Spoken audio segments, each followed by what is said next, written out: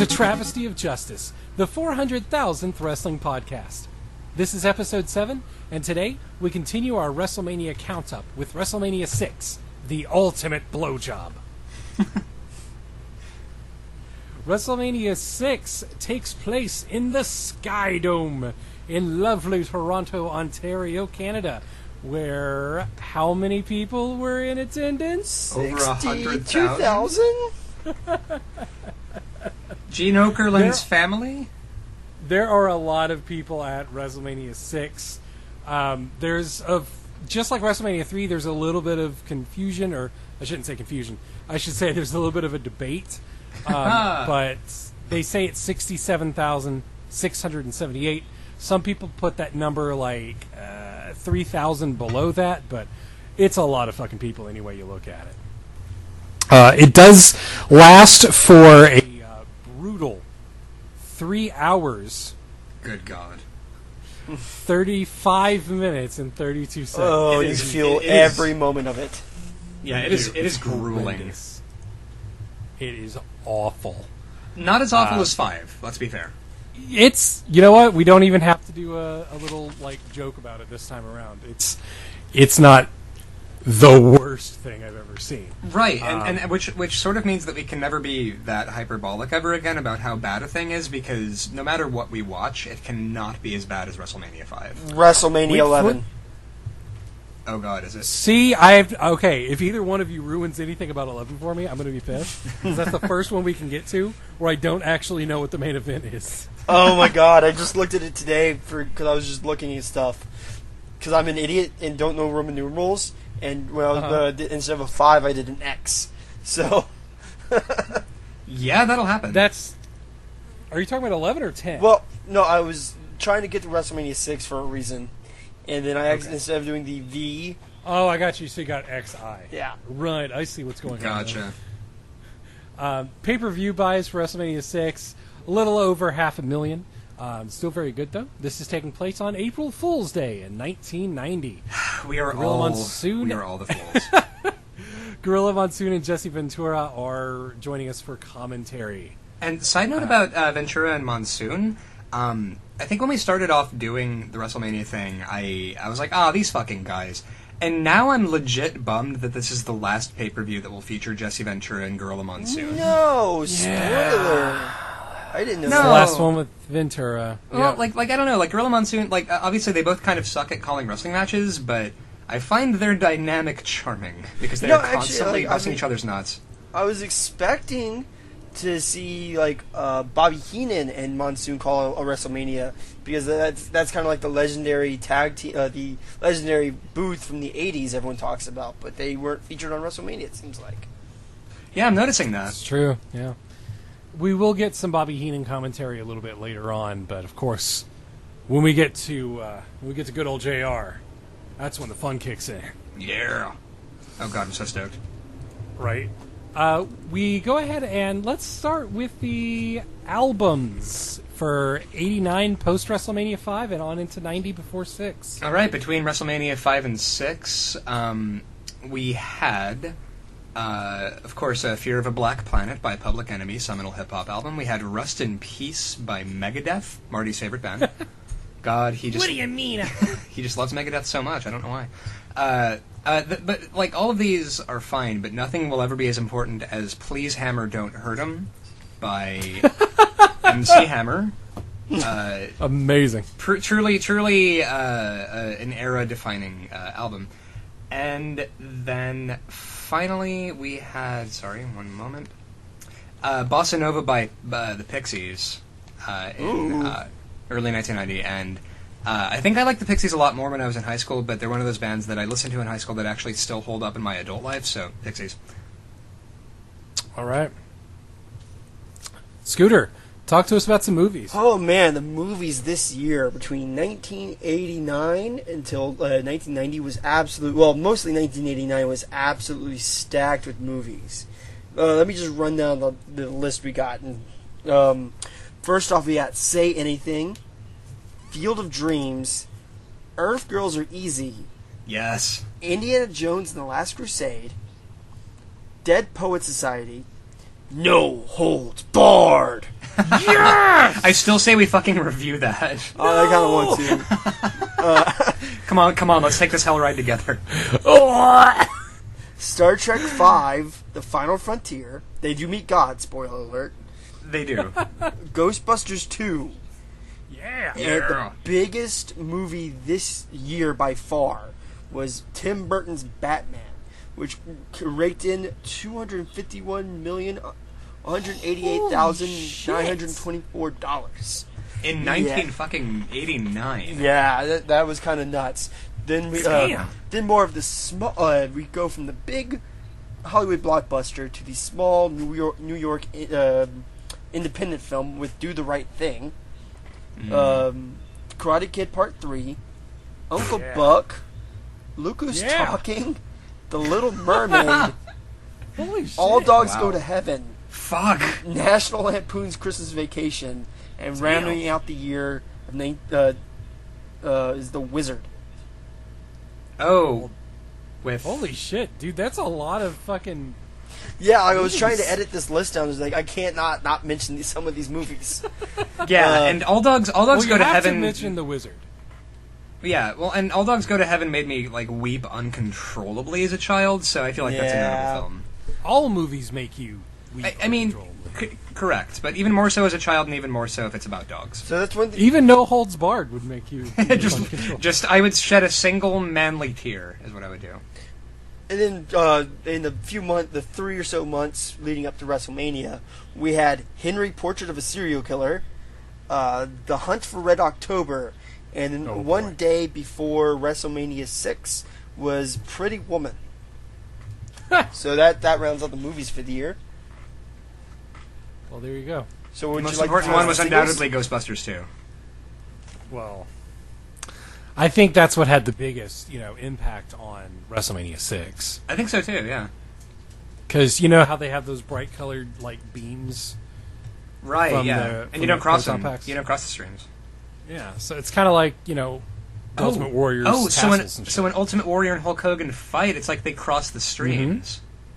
It's kind of like that because you don't want that to happen. Ever. Under any circumstance.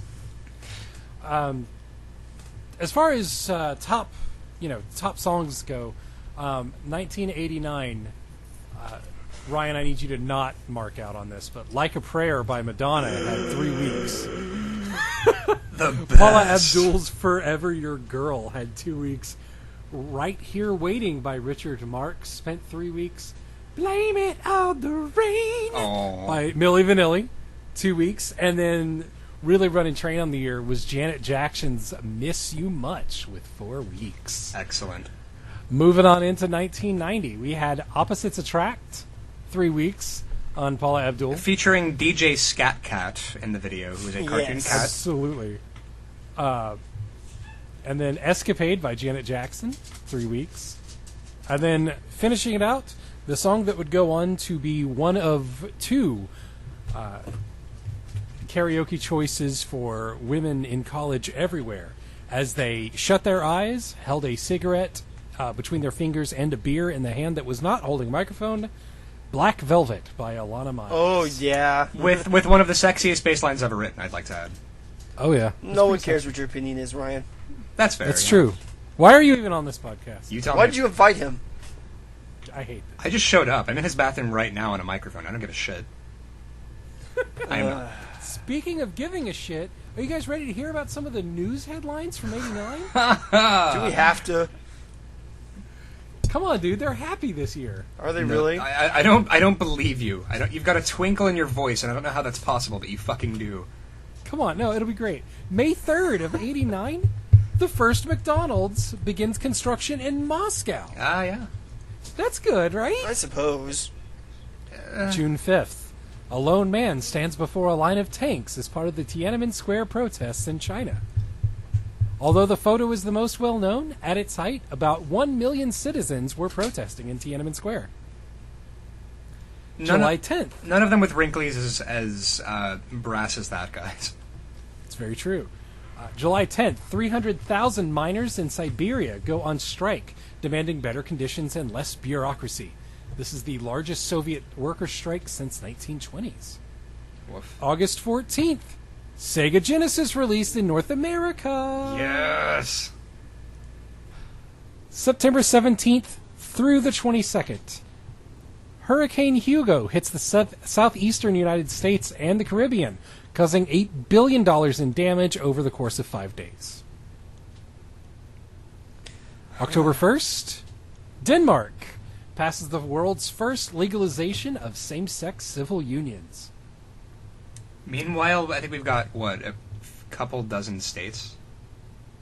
We're getting there. You know. You go, America. Yeah. America's slowly waking up and being like, oh shit, it's the year 2014. October 5th. What we just really 4 need, by the days way, after that. anytime that America sucks in the news, we really just need a canned audio clip of the Iron Sheik saying, America, pta. I think, yeah. 4 days after that, October 5th, the Dalai Lama is given the Nobel Peace Prize. And December 11th, a team of 6 explorers, the International Trans-Antarctica Expedition, reaches the South Pole. Heading on into 1990, January 15th. Hey guys, just 7 days before my birthday. Telephone service in Atlanta, St. Louis, and Detroit crashes for 9 hours, including 911 services, due to an AT&T software bug. Waka Yay! Aww. Go Marvel. Marty, you're slightly familiar with AT&T's network. I am, but not the. Not from that that was end only of it. New York City, and Right. for like 4 hours, and that was just voicemail. It'll be fine. I'm on a small island with like 8 million other people. Why is my phone service sucking? February 11th, Nelson Mandela is released from prison in South Africa. Yeah. March 18th, 12 paintings worth an estimated $100 to $300 million. Oh, Chad, that is a slight difference. That is collectively, not each. Oh, okay. Those are stolen by 2 thieves posing as police officers in Boston. Wacky fun. This is the largest art theft in U.S. history. The paintings have never been recovered. Wow. The perfect crime, apparently. Speaking of money, a gallon of unleaded gasoline around this time would set you back about $1.16. You go to hell. I live in Los Angeles, don't you tell me that. How much is gas right there? Well, it depends. How many limbs do you have? No, really, how much is gas? Gas is about, we just drove through Hollywood. It's about $4.50 in Hollywood. So, that's nothing. Background going into WrestleMania 6. A week after Hogan eliminated Warrior from the Royal Rumble, it was Barbarian and Rick Rude, but really they were kind of helped with a Hogan clothesline. He put forth the challenge to the Warrior because he had to know which was stronger, brother, Hulkamania or Warrior. Whatever's. The Mania. Warriors. Warrior enthusiasm. Guess who won? Guess who won the Royal Rumble in '90?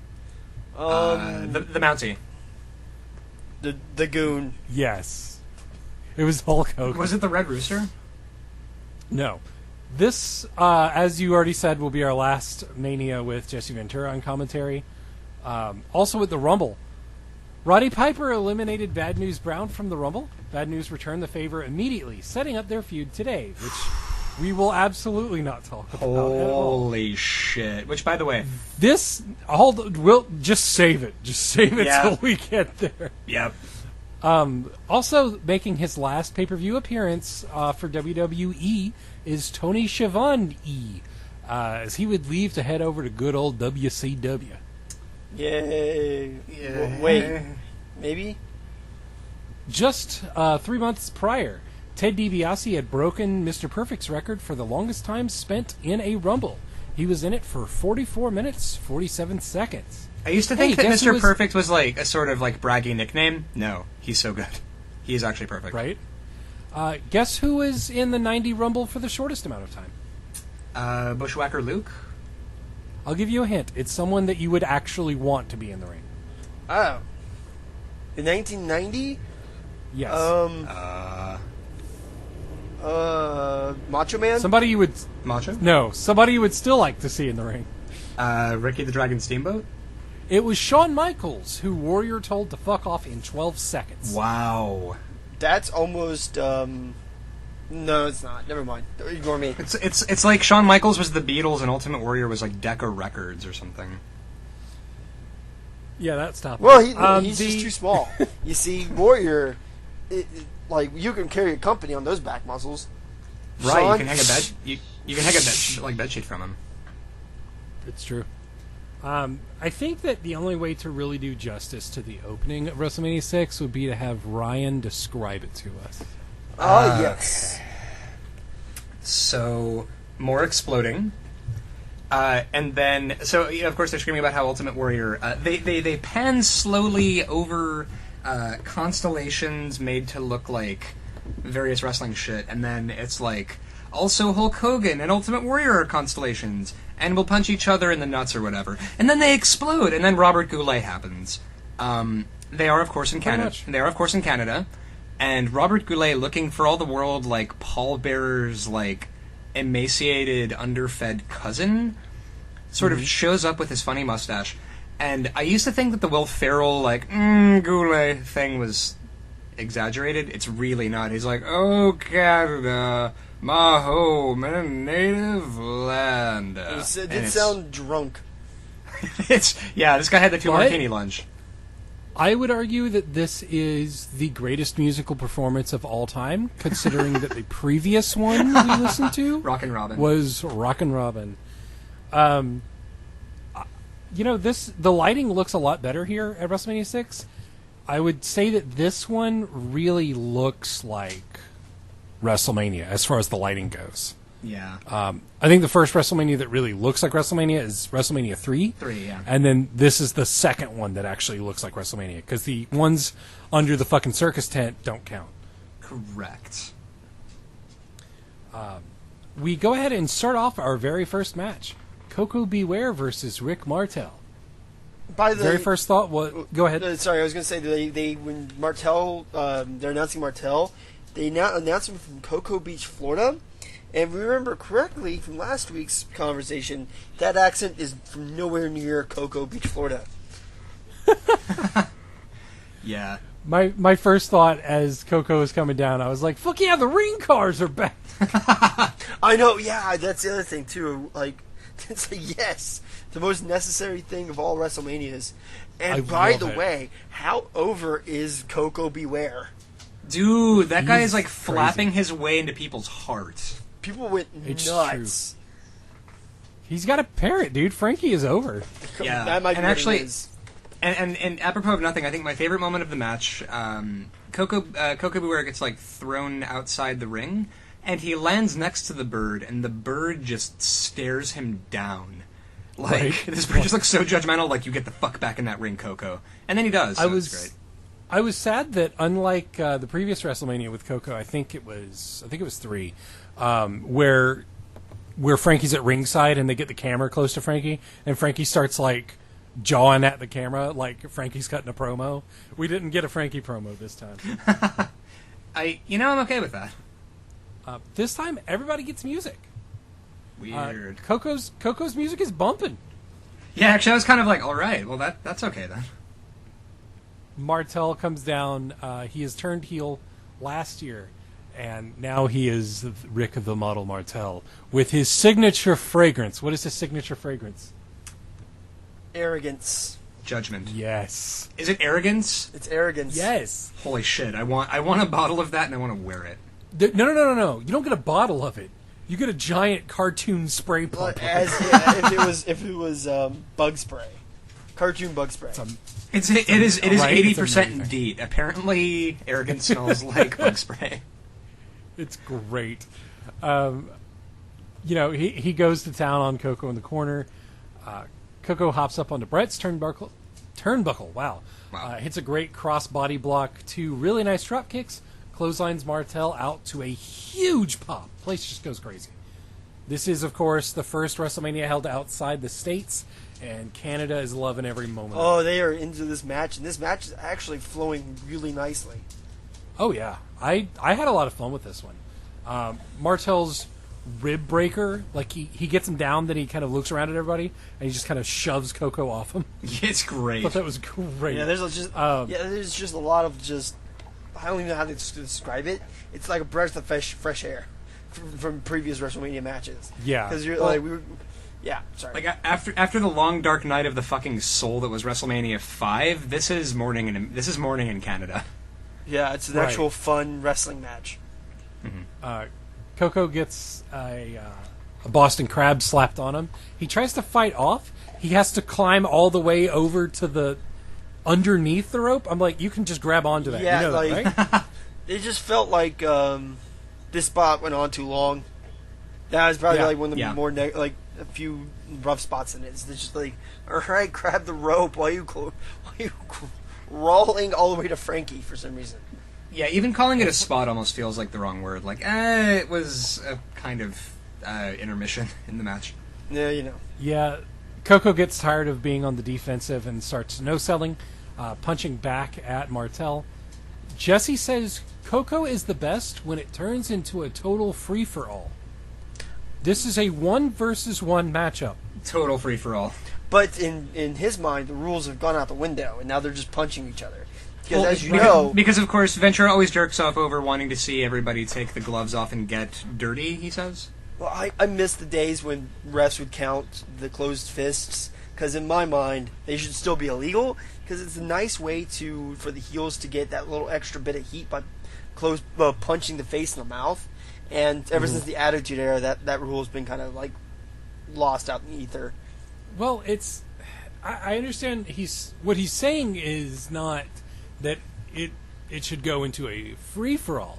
I think what he's looking for is no holds barred. Name drop. Yeah. Coco tries the crossbody spot again, but he fucks it up. Martel dodges, he gets the Boston Crab, and the world's quickest tap out. Yep.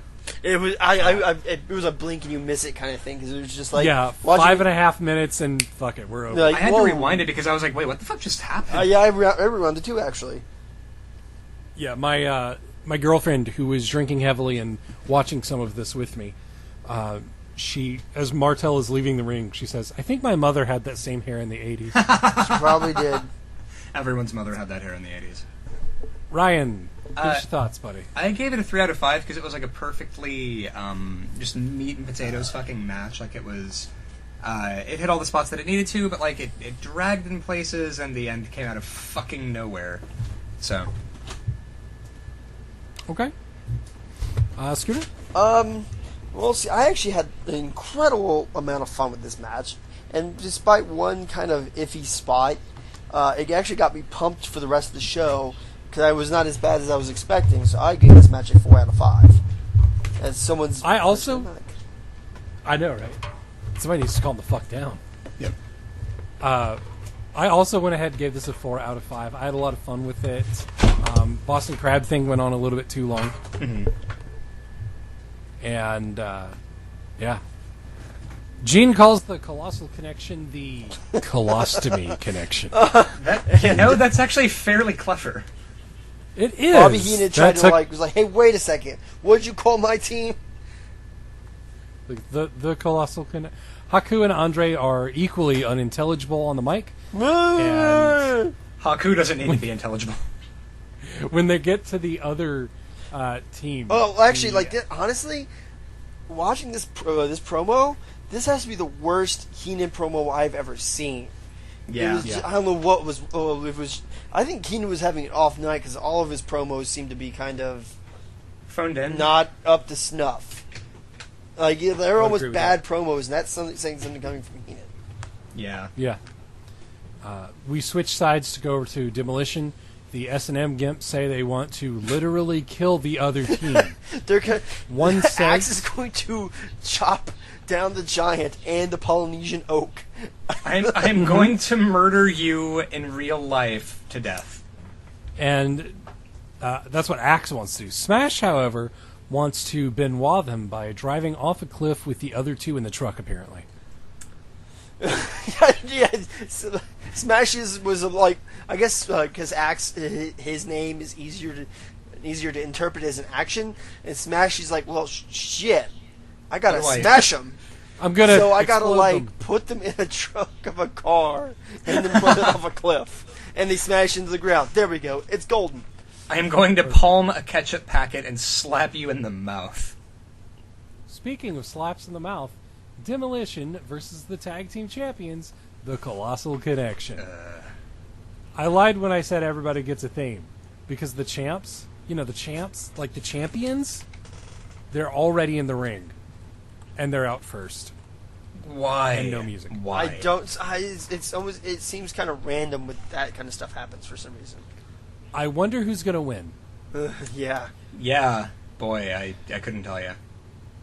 Demolition comes down with their Get Masks on, looking the best for WrestleMania. Mm-hmm. Pearl Harbor by the Colostomy Bears. And we get punch, punch, punch, followed by a punch, and then Demolition taunts Andre. Yeah, and Haku is the only one using actual moves in this match. Haku is also the only one on his team that is in the match. Right. Well, I mean, that's... Yeah, so it's a 1-on-2, and Haku is using more moves than the other two dudes combined. Mm-hmm. Monsoon goes ahead and repeats what I believe Mike Tenay had said at Starrcade 98. Said the first one to drop to his knees here is going to get the edge. No, or the leverage, is it? No, it was edge. Oh, there we time. go. Okay. Just like last year, Haku lands an awesome backbreaker. Yeah. Ooh, I love this. I love this so much. He holds the backbreaker. Instead of trying to pick me up doing it again, he just slides it into a pin. It was so great. It was one of the more clever... You know what I think it was? What's up? I think he heard us from our last episode and knows he shouldn't go for a second one. Oh. All right, well, there you go. Because that was a beautiful pinning combination, I thought. God, well, that's so not beautiful, but brilliant. This is where I was looking for, actually. I almost wondered if he improvised it, because he did the thing, and then it kind of looks like in that moment he decided to turn it into a pin. Maybe. It's possible. I don't know. Heenan gets some heat on him by slapping Axe right in the fucking mouth. As you do. Which we all want to do. Sure. Shoulder breaker from Haku. God, I love a shoulder breaker. We never see those anymore, but they're so good. They look so cool. Right before that, Andre gets his only offense in by choking Axe with the tag rope in the corner. Yay. Tag to Smash. He fucks up Haku. Smash hits the world's ugliest crossbody blow. By the way, have you noticed who's not entered this match? Yes, I have. Oh, Andre? Because at this point, it starts becoming evident. Yeah, he's really bad. Andre tries to hold Smash for Haku to kick him. Smash ducks. Haku kicks Andre. Andre falls into the ropes, ties his arms up. Imagine that. Yeah. You know, honestly, I'm okay with him getting tied up in the ropes, because it gives him some time off his feet. Yeah, I mean, that's... And he just looks happy to be there. So yeah, and he is. He is happy to be there. Again, the moment where Andre the Giant had his thing with the Ultimate Warrior will forever be my favorite wrestling story. Yeah, that's good stuff. it's a good story. They hit the decapitator, whatever it's called. I guess the demolition decapitation, I think, is what it's called. It's the dumbest something. thing. And, It's a pretty cool move. It looks like shit. But Yeah, it's cool concept, but I've never really seen it. They can't pull it off. Yeah, and honestly, I'm so into... Oh, I'm sorry, Scooter, please. Oh no, I was going to say the more recent tag team. What are they called? The primetime players have basically lifted that move, and they can't really pull it off either. Yeah. So no, well, and the thing with Demolition is it's kind of the same thing. I really love post-apocalyptic movies like Escape from New York and Mad Max and The Road Warrior. The Road Warrior. It takes a lot for me to not like someone following that aesthetic, and I fucking hate Demolition. That's the thing. They just look so old too. They're pushing these guys, and they look like they're older than my dad, who's in his 50s. Yeah, and one of them looks and sounds like a fucking mechanic from Sheboygan going like, "Oh yeah, we're totally gonna kill yous," and it's like, yeah, you're a post-apocalyptic gas pirate from fucking Mad Max, you piece of shit. I've always wanted to be a gas pirate. I used to play bass for them. I was their groupie. They hit the decapitator. They get 1, 2, 3. We have new champions. Hooray! After the match, Oh Ian man, people berates pop for it Andre. though. By the way, we kind of shit on it, but oh my god, these people pop like nobody's business for this title change. They love everything. Yeah. They're so These easy to people are impress. up for fucking everything. It's like, amazing. oh my god, Demolition won. They three-peated, so let's lose our shit. Yeah. Right. They were dude, they were fucking popping for Goulet at this point. Well, it's Canada. Well, I always thought the Canadians didn't like the faces, so why would they they're according to them it's Bizarro World. At least that was only when Bret Hart was a heel. Right. Oh. Well, it's still kind of It's stuck. not that they don't like faces; they just like Bret Hart. No, fair enough. So after the match, Heenan's berating Andre. Andre gets tired of his shit, starts shoving and punching him. Haku tries to kick him. Andre tells him to fuck off too. They all start to follow Andre into the little ring car. Andre says, "This is my ring car." And then he goes back by himself. It's a great moment. Scooter. Well, actually, like watching this movie before I give my rating, one thing I noticed, like what it felt like, and I'm a shitty podcaster because I didn't research this. This felt like Andre's swan song. Something about it with everyone kind of cheering and be like, "Yeah, he's finally free from Heenan." I don't know if he's ever appeared. He ever appeared again before his death on a WWE pay-per-view, but that's what it felt like to me. Mm-hmm. I want to say he does show up at least once more. Too bad, because this kind of felt like a good ending for the Andre character. It did. It did. I think he stays face for the rest of the time. He does. And again, Andre, amazing guy, better wrestler than they let him be. But at this point, he is suffering. I'm glad that it's his choice to stay in the business at this point. Totally. Because again, he wasn't like press ganged into it. He wasn't doing it because he was broke and needed the money. Like he just really, really loved professional wrestling. Exactly. Yep. Scooter, your rating? In a way, I kind of don't want. I want to give this match a 1, but just because of how the crowd was into it, and it wasn't, and Haku did some cool stuff, I gave this match a 2 out of 5. I agree with you. Haku brought it up to a 2 for me. Ryan, I already know. Mm-hmm. What is it? 2 out of 5. Same reasons. Really? Yep. I would have pegged you for a 1 on that. No, I wanted to give it a 1 so badly because I fucking hate Demolition and all of their "we're going to punch you in the mouth" ilk. But just watching Haku made me look up Haku and learn of the legend that is Haku. Right. So you know what he does now, right, Ryan? Yeah, he works at Toyota. Yeah, he's a car dealer. He's a car salesman. It's beautiful. He's gonna be the scariest car salesman ever. No, I'll buy all So your are you cars, looking sir. to buy today? Yes, sir, I am. And it's incredible because you see him now and he's just got the kindest face. No, And he looks like a happy grandfather who just wants to feed you illicit cinnamon rolls when your mom's not looking and high five you. In 2012, he took part in the King of Trios 2012 tournament at Chikara, and I'm pretty sure he wrestled in sweatpants and just kind of looked happy to be there. Fuck, It's kind of awesome. That's awesome. That's amazing. And the funny thing about Haku is all of the crazy stories about Haku make a lot of sense when it's he took wrestling very seriously because it fed his family. And so Do not say it's fake around him. Oh my god, do not say it's fake. No, he will literally gouge your fucking eye out of your head And rip your jaw off. Right, I love how nonchalant Haku was recounting the time that he bit off a man's nose in a bar for calling wrestling fake. Where he was these guys that were oh yeah, you're the wrestlers, right? The guys who do the fake stuff on TV, and I was yeah, I'll show you. And then I just kind of bit off his nose or whatever, and then we got into it's wait, back the fuck up, you did what? Yeah, as you do. You don't do that? Yeah, whatever. So socially, youthful experimentation, we've all done it. That's true. Jimmy Hart and Earthquake with Mean Gene Okerlund backstage. The promo basically is, devastation. Jesus Christ. I am already praying for death. I wanted to give a counter of how many times Jimmy Hart actually made an earthquake pun. Yeah. Yeah, no, that was a great promo. And he took Hogan's role of threatening to destroy the current arena from his Yeah. Yeah, he did. Oh god. Maybe Hogan just didn't like the Trump Plaza. Right. That's what it was. Possibly. I really like Earthquake's music when he comes out. It is cool. With Jimmy Hart in his match with Hercules. It's neat. They get over. Earthquake is a monster. They said he sent 28 men to the hospital. Herc, when the match starts, he punches him a few times. We get some time wasting, and then Quake goes ahead and starts throwing his temper tantrum in the ring, and it is so loud. Yep. I've noticed the crowd gets so loud you can't really hear some people when they fall and hit the mat. But you can hear this. I almost, it's almost charming a period of wrestling where fucking Earthquake versus Hercules could get a pop that huge.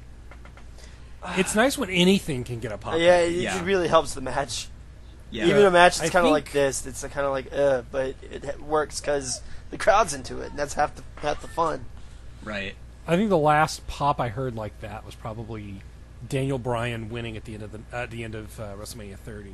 Yeah. Spoilers. No. It's good stuff. The Hercules goes for a torture rack? Why would you do this?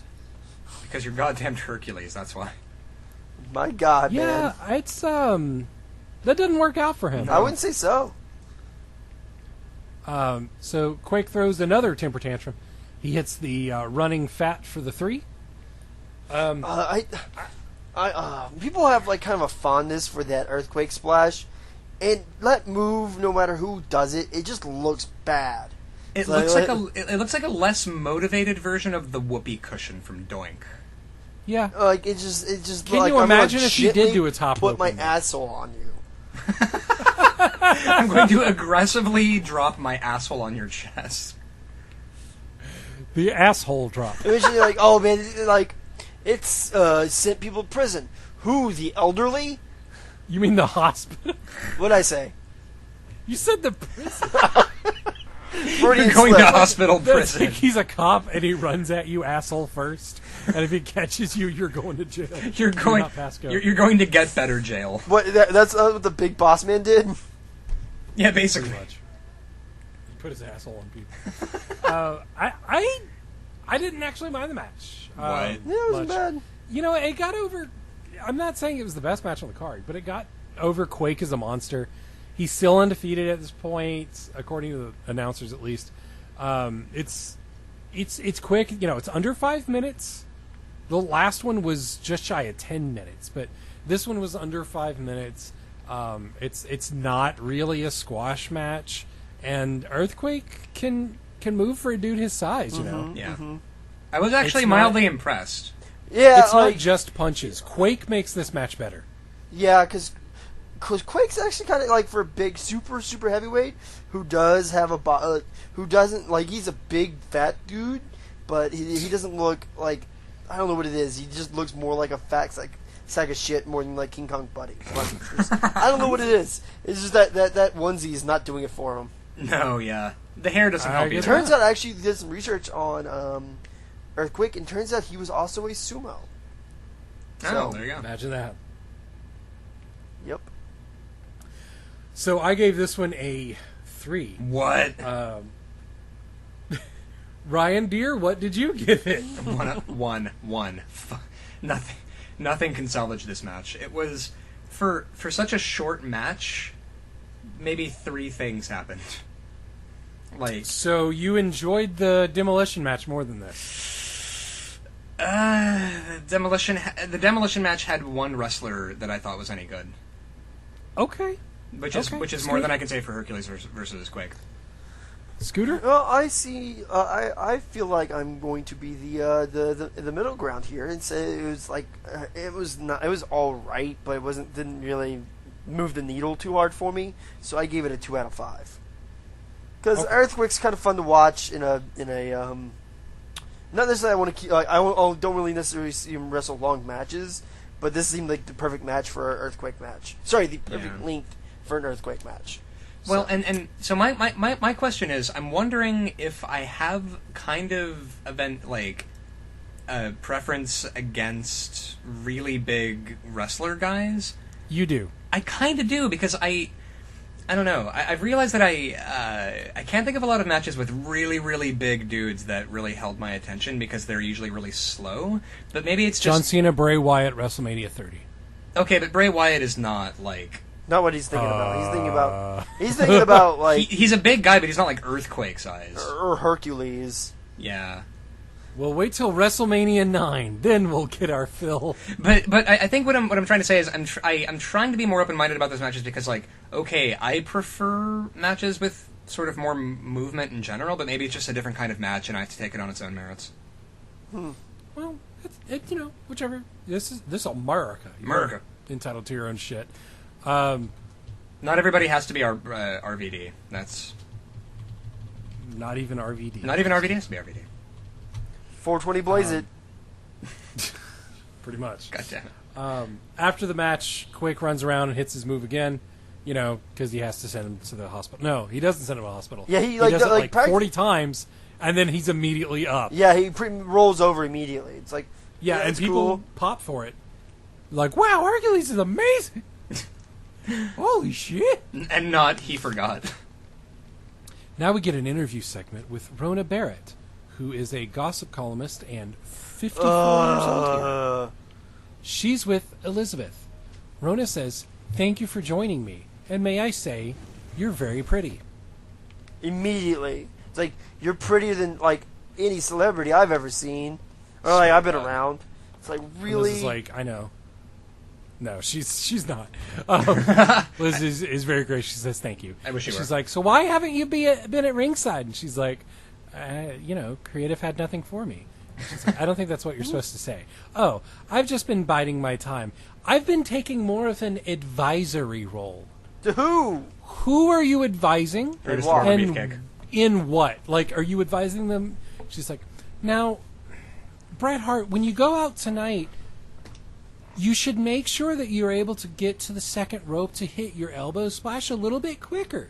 Because sometimes guys will get up." It's like, is she, like, in a kayfabe sense, is she supposed to be, like, advising them on how to win matches? Well, I guess, because she's always been billed as a manager, not a valet, so maybe the story they're trying to say is that, like, she may not have an active role during the match, but behind the curtain she, what am I trying to say here? It advises, like, had advised Macho Man.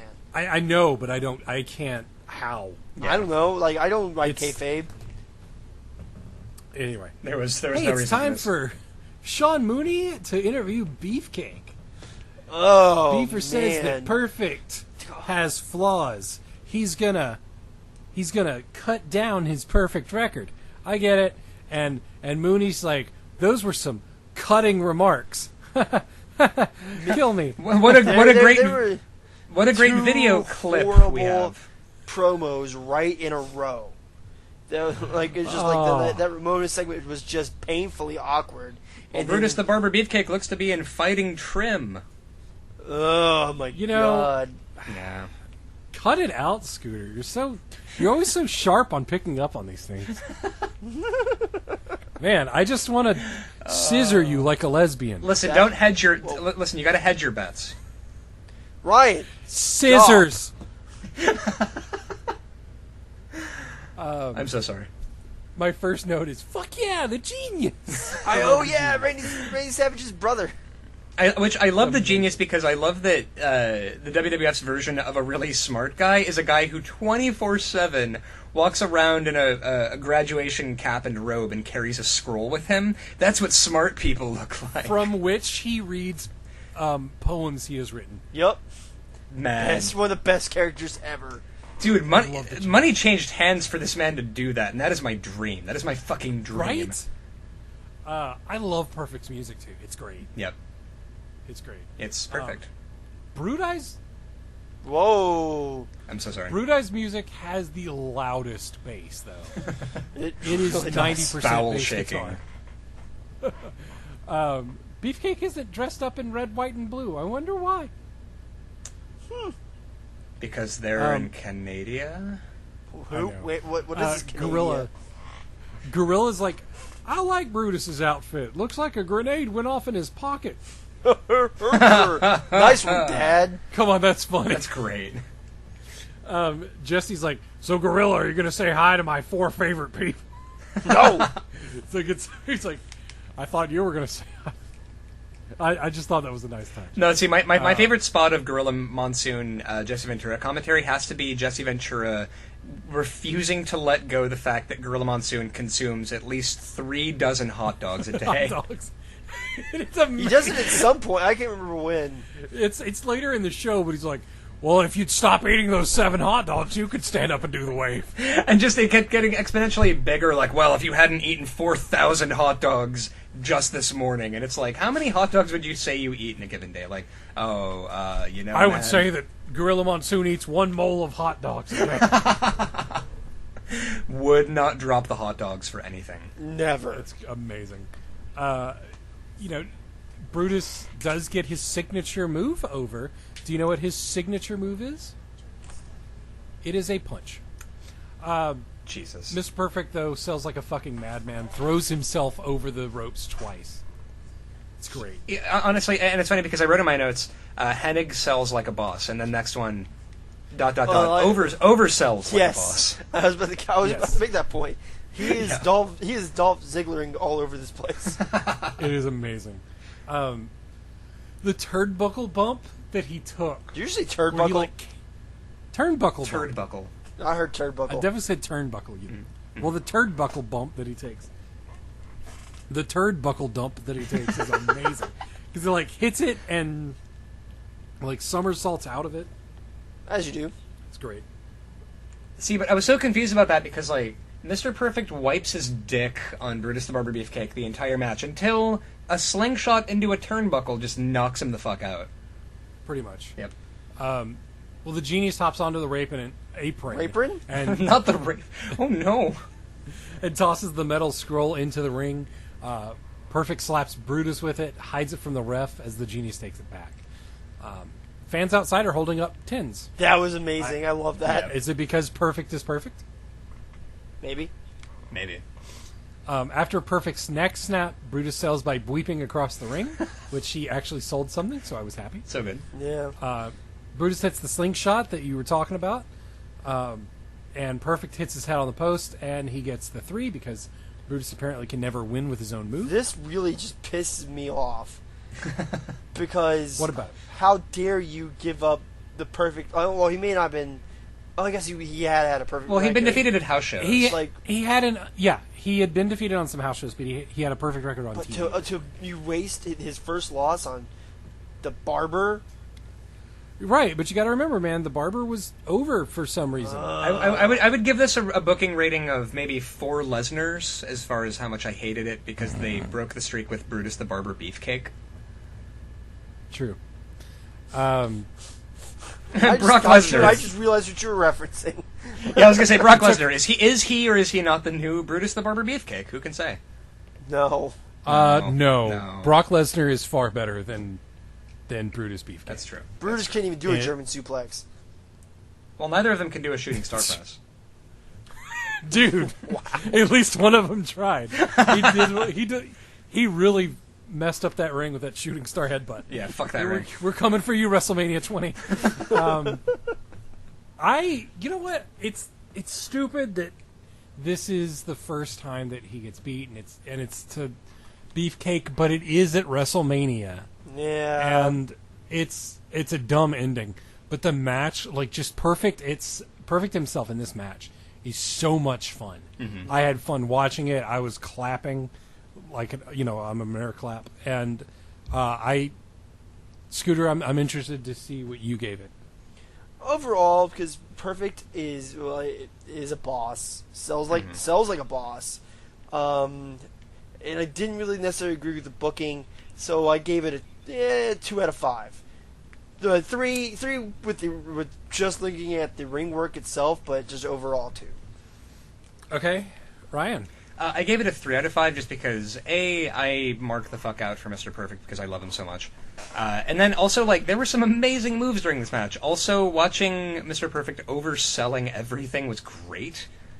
And I wonder if this was, the proto-Shawn Michaels Hulk Hogan match, where he saw that he'd been, and that Brutus Beefcake was booked to go over him, so he was like, alright, fuck this, and then oversold everything. Possibly. I took points off because Brutus Beefcake cannot wrestle, and also I hated the ending, so yeah, 3 out of 5. I had fun with it. 4. Yeah. No, there you go. This has been a pretty highly rated WrestleMania so far.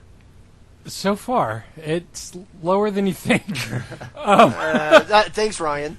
Yep, you're welcome. There are the Ventura goes dad mode as Beefcake puts Genius in a sleeper, gives him a haircut for about half an hour, and we cut to our video package. Piper was in the 1990 Rumble. How'd that retirement work out for you, buddy? Couldn't make the movies anymore. Shot Hell where Bad comes the News frog eliminated down Piper, pulls him out. On a later TV program, Bad News told him, if you're going to wear that skirt, at least shave your legs because you look terrible.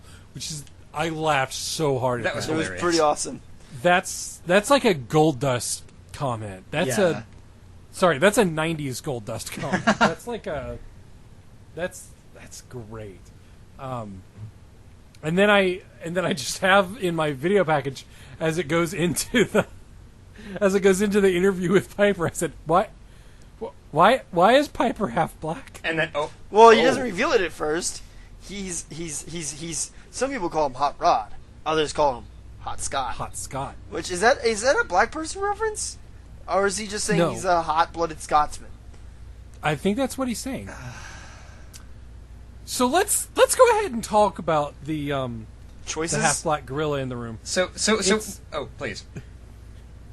No, go ahead and say it, Ryan. Oh no. Okay. So while I was watching this again, it's like he pulled like a Chopin. Apparently, like there's that thing about Chopin with the beard. Only half of his face was shaved, so that only half of the crowd could see his beard, and he didn't have to grow it on the other half.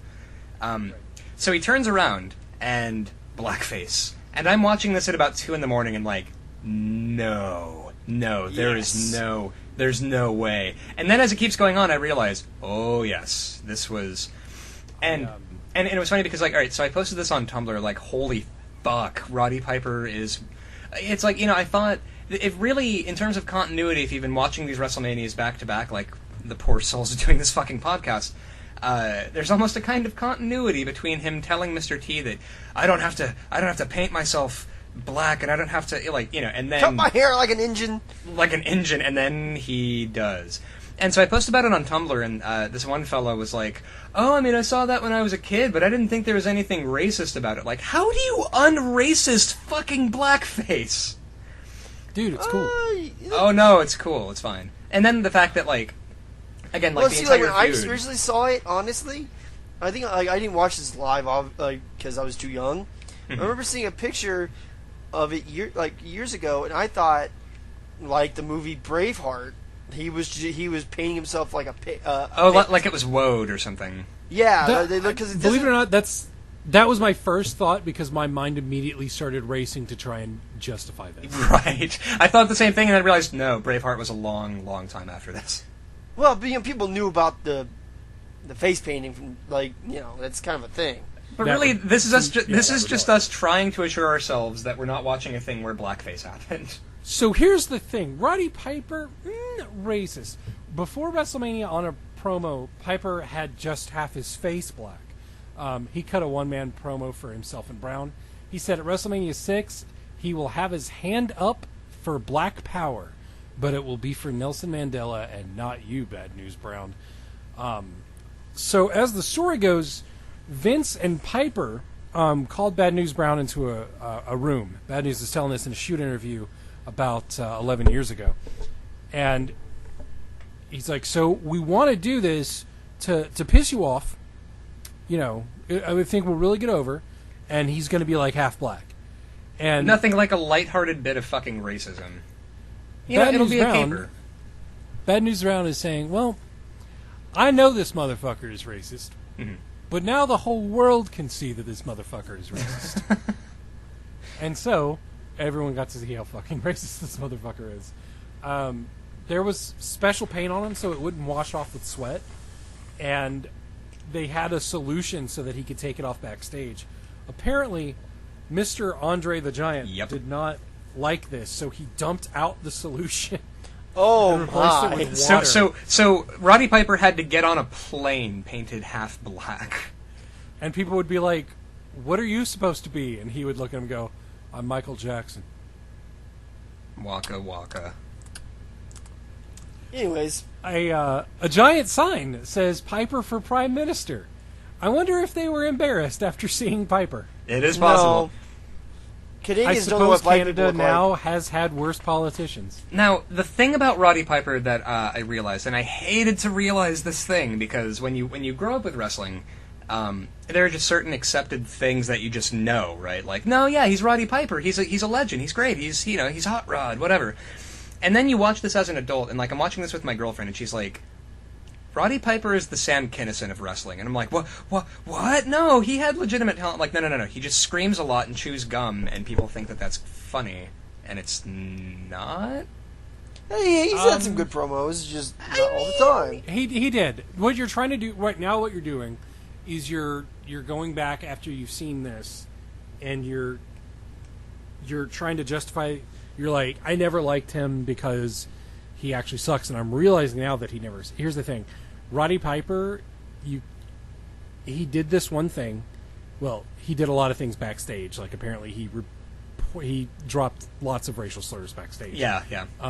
No one's trying to say that Roddy Piper is a good man, but he was a very good worker. He did have some, actually some surprisingly hardcore matches back in the day. But this was definitely not a high point of his career. This was definitely not a good choice, but I don't think we should take away what he's done. We should hold this up and say, look, he did this and this was really shitty and he went along with this.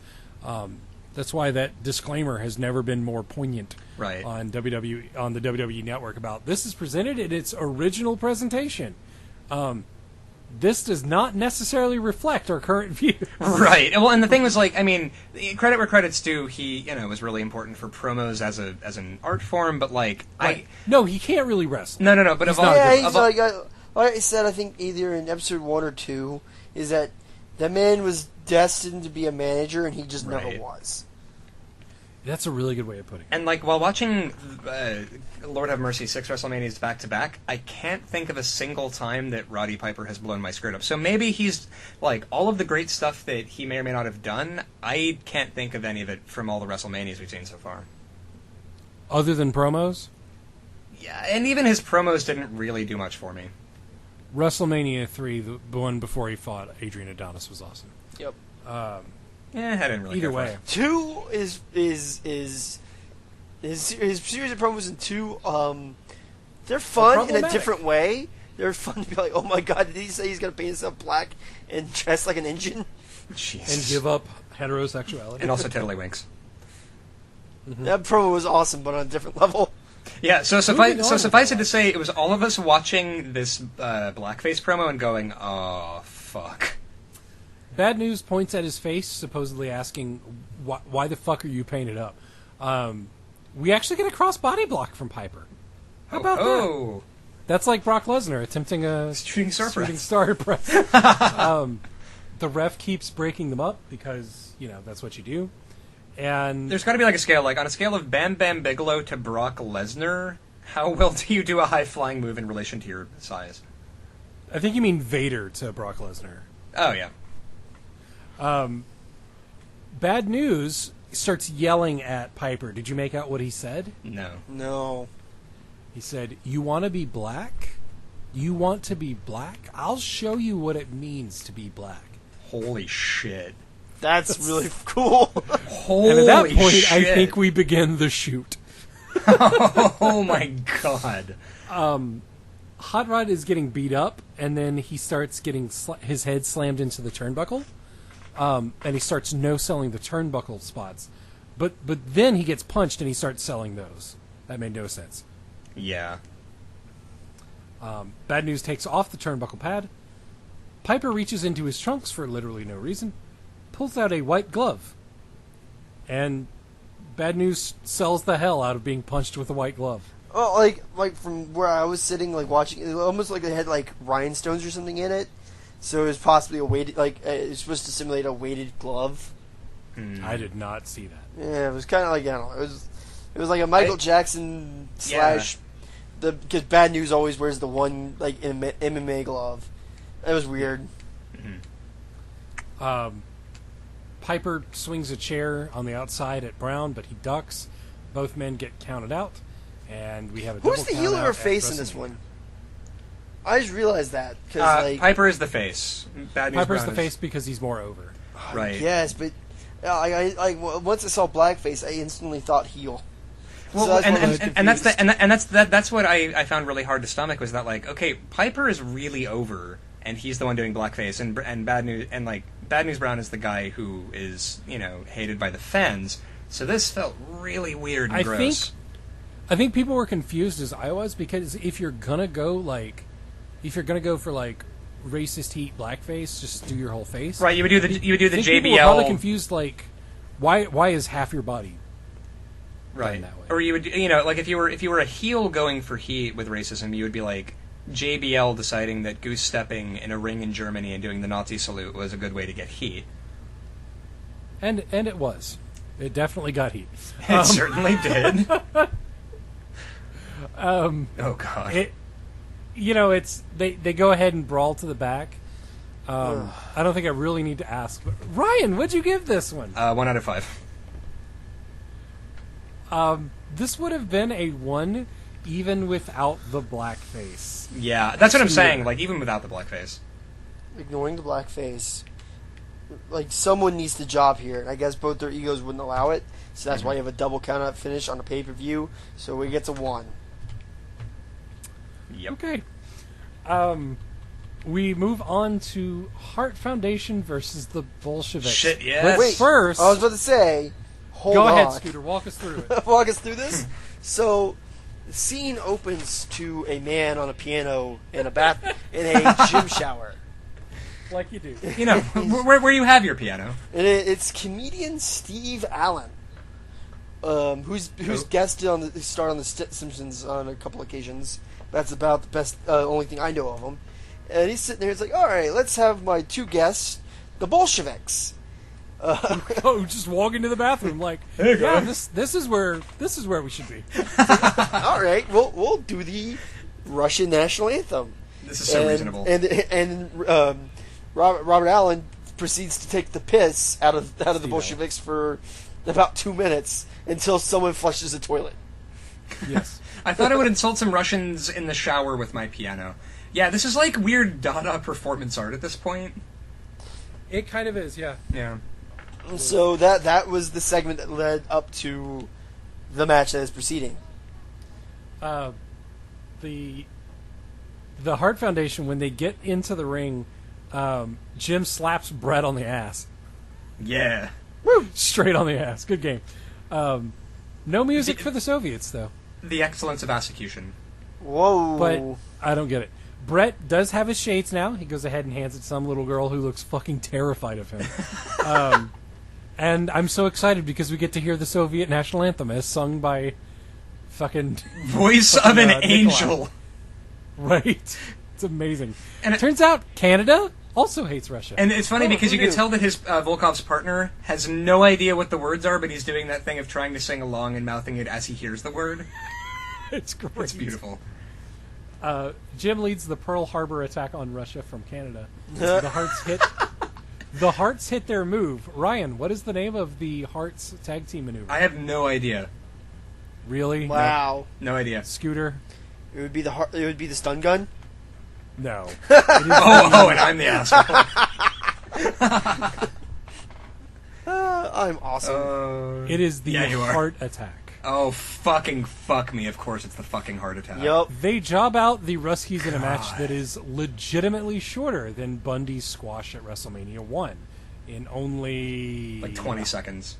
24 seconds. Yeah. Well, according to Wikipedia... No. it's I know what Wikipedia says, motherfucker. I'm the one that sits down and always forgets to time it and be like, fuck, now I gotta rewind it. Getting down to press But starts. I'm counting either... I count bell to bell, or when there's way too much time, I count the contact to bell. Mm-hmm. So, yeah.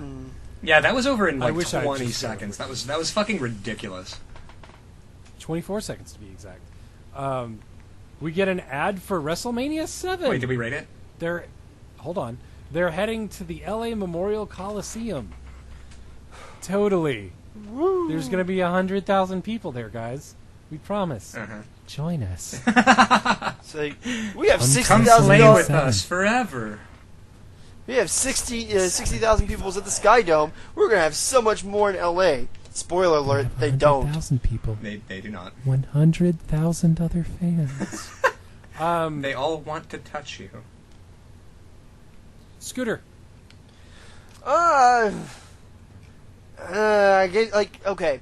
So it's fine. It sets the hearts up for the next line to be for the title, but not really. It doesn't okay. So they jump the Bolsheviks, and that's how they win. I gave it a 2.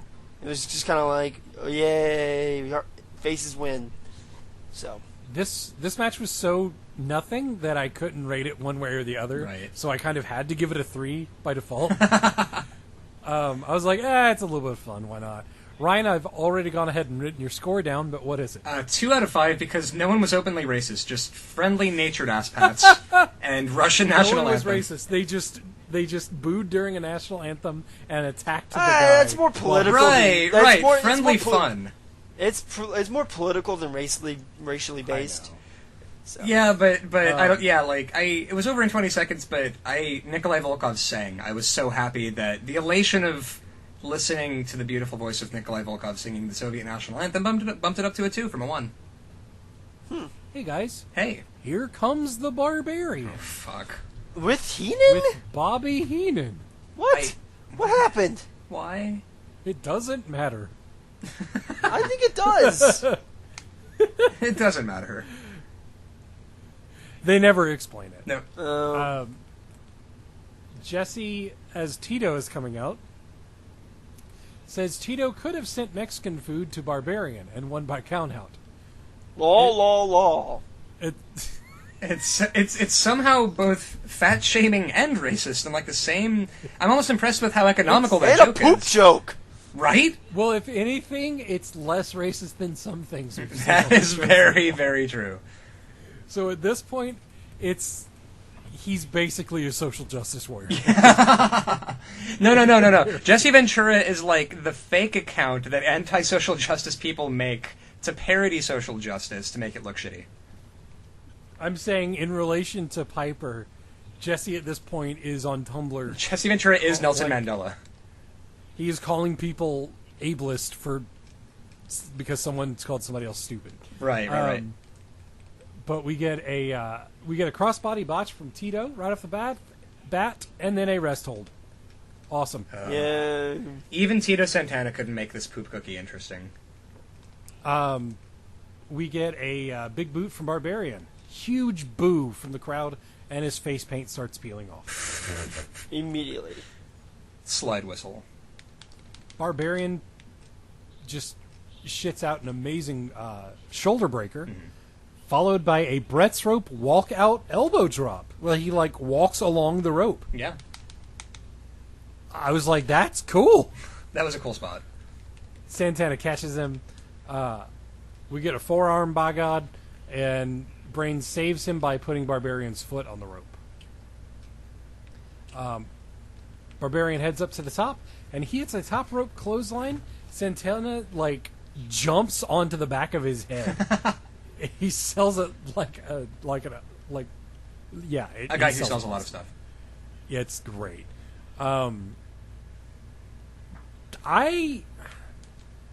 don't know. Yeah, it's one of those matches you I can't had really fun talk with it. about. It's just because I had fun with it. Yeah. There were a few decent moves in here. Like the Barbarian actually impressed me with the shoulder breaker and the walkout elbow drop thing. it's not bad. I was like, that was cool. There were And some it, cool it spots. got over that Barbarian's a beast. Yep. I am unashamedly giving this one a 3. Unashamedly, you say. Yep. Scooter, shame me. Again, the running theme of this pay-per-view, everything else, it's fine. You've convinced me. Yeah, this match was all right. It was a 3. I need to not be so look at jaded. me. Scooter, I love your pauses where you're like, this is, for a moment, you're gonna say a thing, and you're like, well, no, god damn it. It's like, you know what? You're not wrong. Just That's kind of an asshole.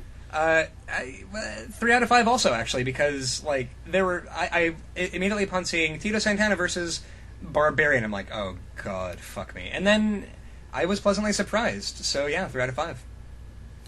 I just want to actually say that Ryan has actually rated one match higher than somebody else on this card. Although WrestleMania 2, I think you gave out a 5 somewhere. Ah, good. Because you were so happy that it wasn't the Battle Royal anymore. I was delirious. Well, with joy. I was actually I'm a narcissist. I listened to WrestleMania 3, and I point out like there's a certain point in the card where you just like lose your goddamn mind and start giving everything like 4 out of. You're like you shit like you were shitting on a Bret Hart match and immediately gave it a 4. Yeah, that's right. No, it was that thing. It was like the worst thing I've ever seen. I was like, they were sacrificing babies in the ring. Worst thing I've ever seen. 7 out of 2. And like, yeah, it's one of those things of like, yeah, I think I hate Bret Hart, but credit where credit's due. This was probably a 4. Oh my god. We move on to a video package showing Sapphire and Dusty. Oh Jesus! Yay! I was so sorry, not a video package. It's more of a backstage interview. I am so happy when Dusty talks. Right? I was so excited. The look from my girlfriend, who looks to me like I'm gonna guide her along while she is hopelessly drunk and trying to make sense of what this man is saying. And so confused about why this is happening. And sweet Sapphire, Matthew King. You're forgetting the most. You're forgetting the most But you're important not part. because we got to crown you. I love it. Oh, so and Christina heard me screaming from the other room because I was so happy that he was like, yeah, but you're forgetting the most important part. And it's like Dusty Rhodes, and he's got, oh god, this beautiful angel of a man. I love how Dusty always becomes Bobby Boucher from the Water Boy. He is Bobby Boucher from the Water Boy. kinda. That's my quality H2O. I'm making fun of me. Savage and Sherry versus Dusty and Sapphire. I was legitimately excited. I was like, we get to see Sherry wrestle. And then I got a lot less excited because I was like, she's wrestling Sapphire. Not Sapphire, a wrestler. By the way, do you know how she came into the WWF? Why, how? She was the world's biggest Dusty Rhodes mark. Hell yeah. She was a fan.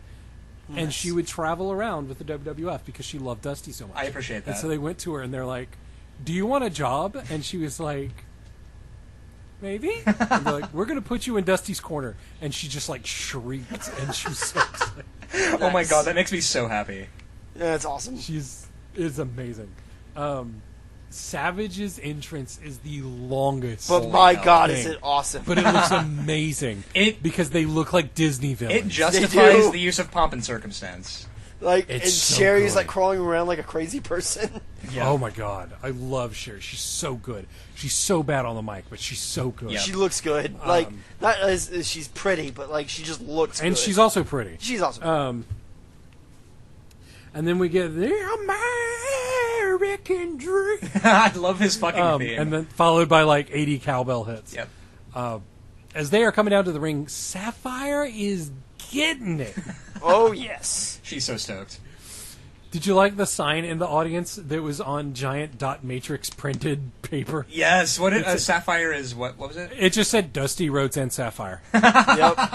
That's all it said. I want that framed and hung above my office.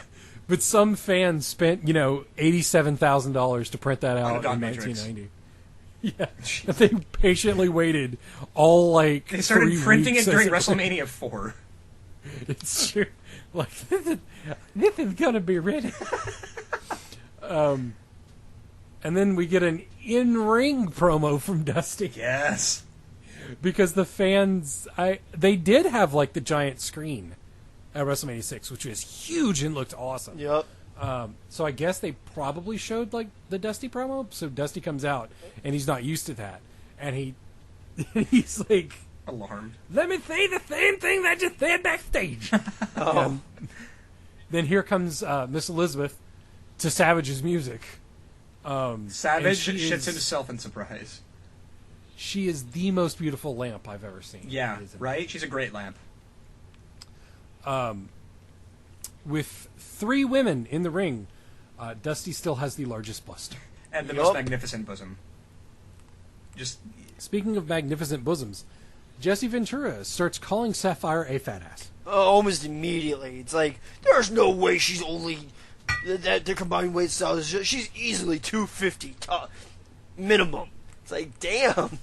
Yeah. Jesse, He's calling her fat. He doesn't seem to notice Dusty Rhodes. Right. Like in a Or Gorilla Monsoon. well, because he's a man. Right. Oh, I guess it's very different. Dusty, it's fine for Dusty. No, I mean, to Dusty have giant flappy pancake tits as he bounces. Can you around. imagine a skinny Dusty Rhodes? I don't even want to imagine that. I tell you, I think he came out of the womb fat. I've been on the ketogenic diet. All right. So Jesse mentions the women's movement and suggests maybe the women should wrestle the men after all, because equality. Yes. Because equality, true equality, is about men being able to hit women and it being okay. Right. Listen. That's what the women's movement. Listen. is about. It's like I want to beat women, but I also don't want to feel bad about it. So I'm a feminist now. I agree though. Yes, please let Sherry wrestle. I mean, let Sherry wrestle Macho Man. Right. That's a match I want. I would watch that. Yeah, why not? I love Dusty Rhodes. I do not want to see him wrestle. I kind of wanted to see Dusty wrestle. I like Dusty Rhodes, like Right. like as a worker, because like yeah, he may not be the most technical, but my God, is he charisma incarnate? It's incredible. He's very charismatic, and he bleeds almost as much as Ric Flair. Hence the Sabu scars on his arm. The Gusher Award. Yup. And his forehead. I end up writing the world's most alliterative sentence. Dusty throws Savage at Sherry. Sapphire throws Sherry at Savage. Say it 10 times fast. They do it like they do that spot 30 times where Sherry runs into people. It's weird. Yeah. Like the whole time, the whole time, I was honestly wishing we could have just gotten Hogan versus fucking Dusty. Because I really like not have the stipulation of having the two the intergender tag match where they have to switch out. Either don't have anyone switch out or just give me a singles match. Yeah, I couldn't shake the impression that they were using this more because at first I was like, an intergender tag team match, kind of a cool idea, but then you realize well, they were probably using it more as a novelty than anything, and they didn't actually take advantage of the idea. They were. Jesse says if the men and the women shouldn't be wrestling each other by the rules, then they shouldn't touch each other, and I completely agree. The faces are horrifically breaking the rules over and over and over again. Sapphire gets in the ring. I don't know why. She wasn't bad, actually. She was. I mean, okay, she's not a wrestler, but she's better than the Fabulous Moolah, but she is god awful in the ring. Right, that's what I mean. It's she's god awful in the ring, and when she does certain, I think she did what was it? An assisted snapmare. Yeah. So for an ascended fangirl, I feel like she did okay. For what she is, she's it's not. She is not a wrestler, and she was not supposed to be. Right. But okay, we're talking about the same ring that fucking Macho Man is in. Right. Mm-hmm.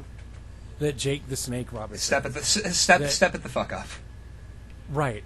I'm not saying that I expected better from her. I'm just saying she's fucking terrible. Yep. Because she's not a wrestler. And also, there are so many great female wrestlers. Why is this happening?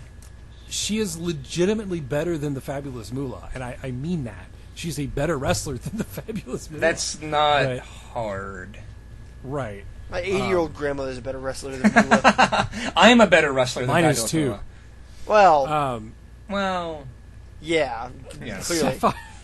Sapphire runs in the way so that Dusty will be saved. Macho comes down, throws her to the floor.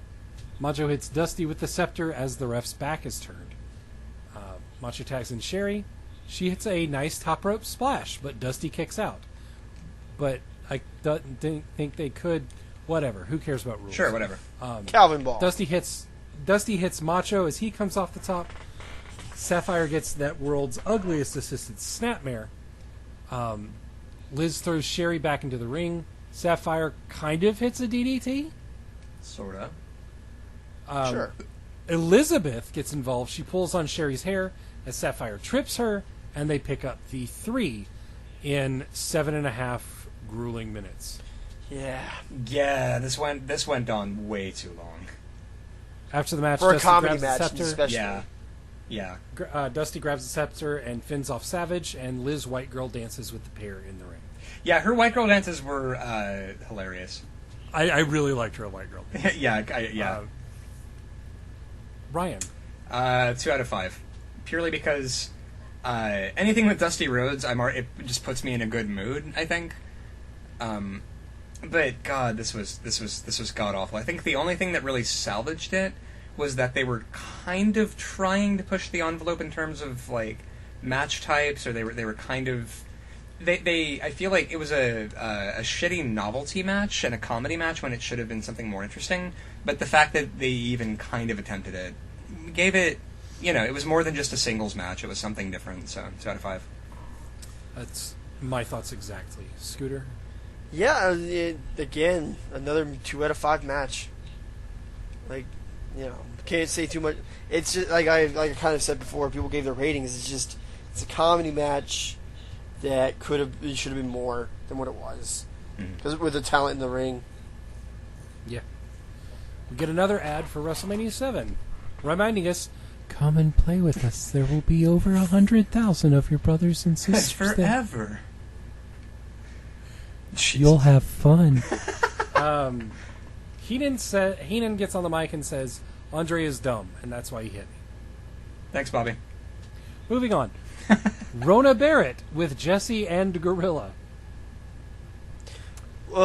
She says she has some dirt on Jesse. What's the dirt that she has on Jesse?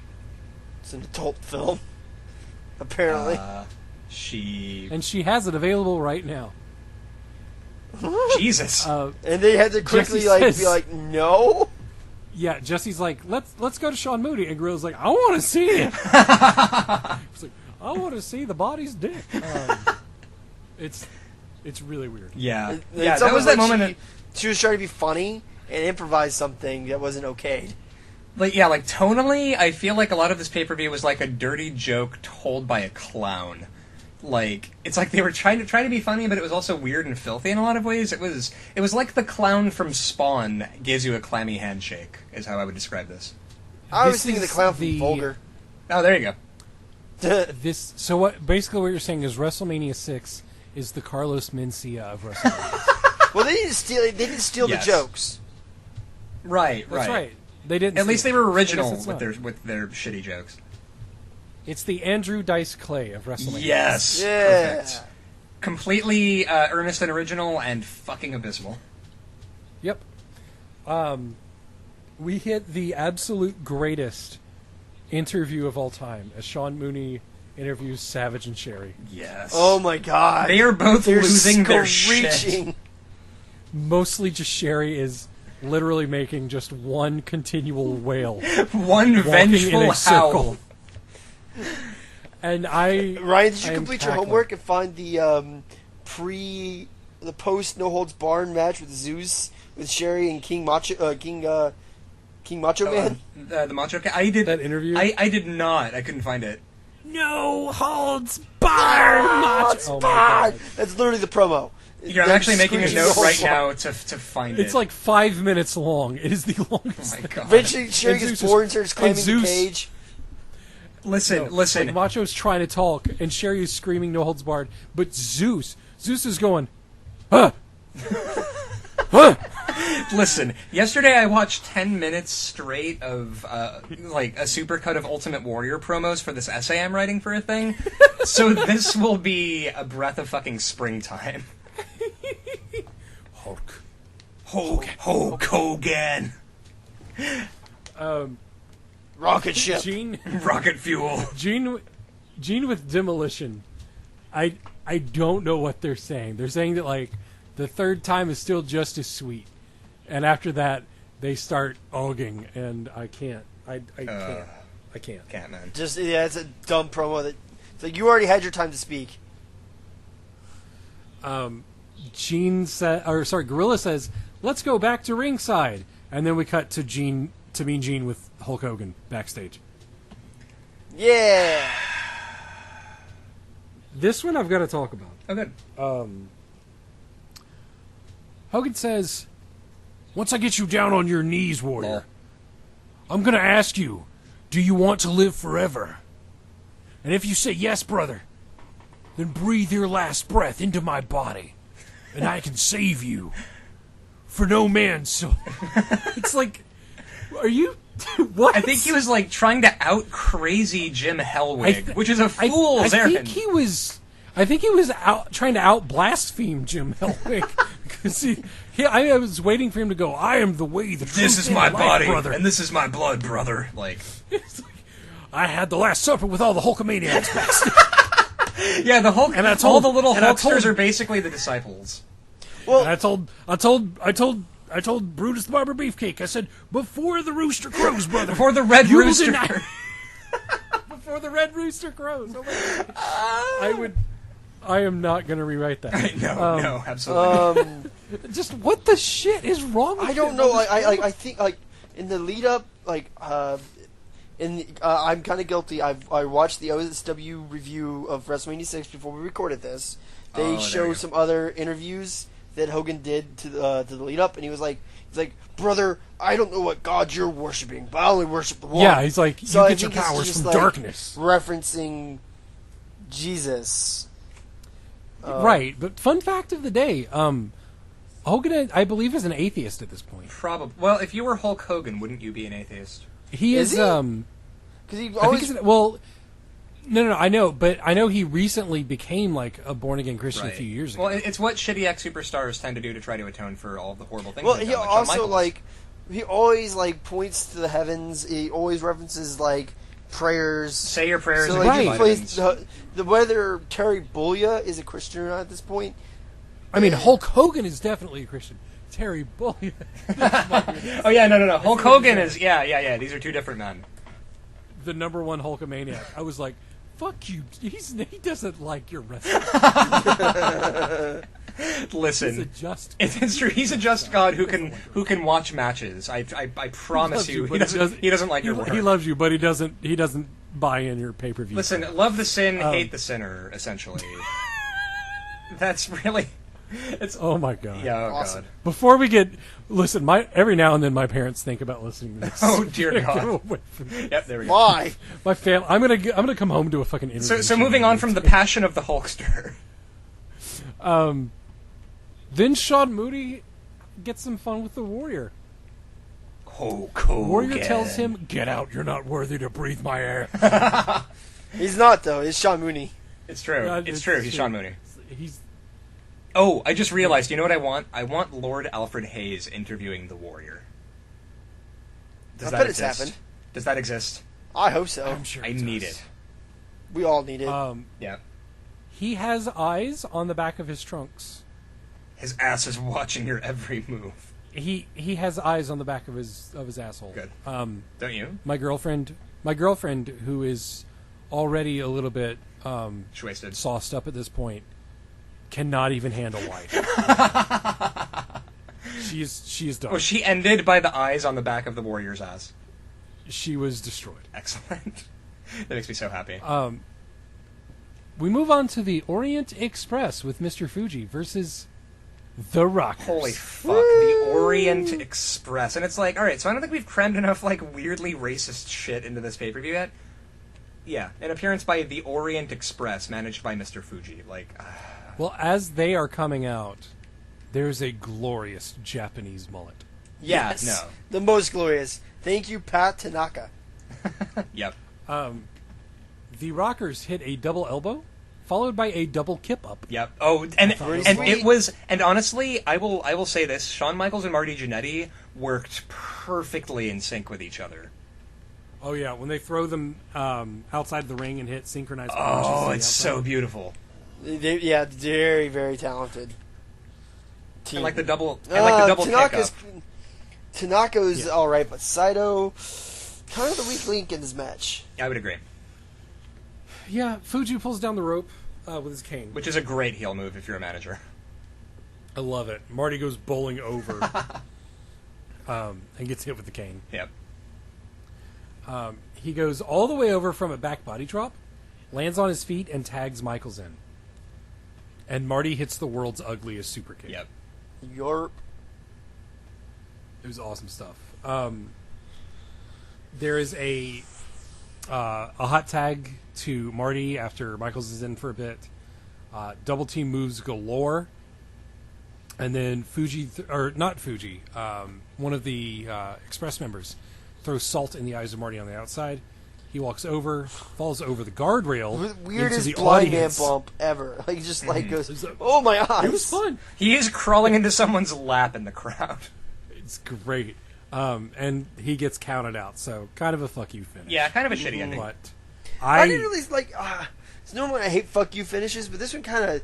This one rustled my jimmies a little bit. I had so much fun. Yeah. Yeah. I had so much fun with this match. This was easily a 4. Scooter? Yeah, I give this match a 4. It was a good match. Right. 4 out of 5 also. Wow. Goddamn. God damn, we've got our fucking, finger on the pulse of this pay-per-view, apparently.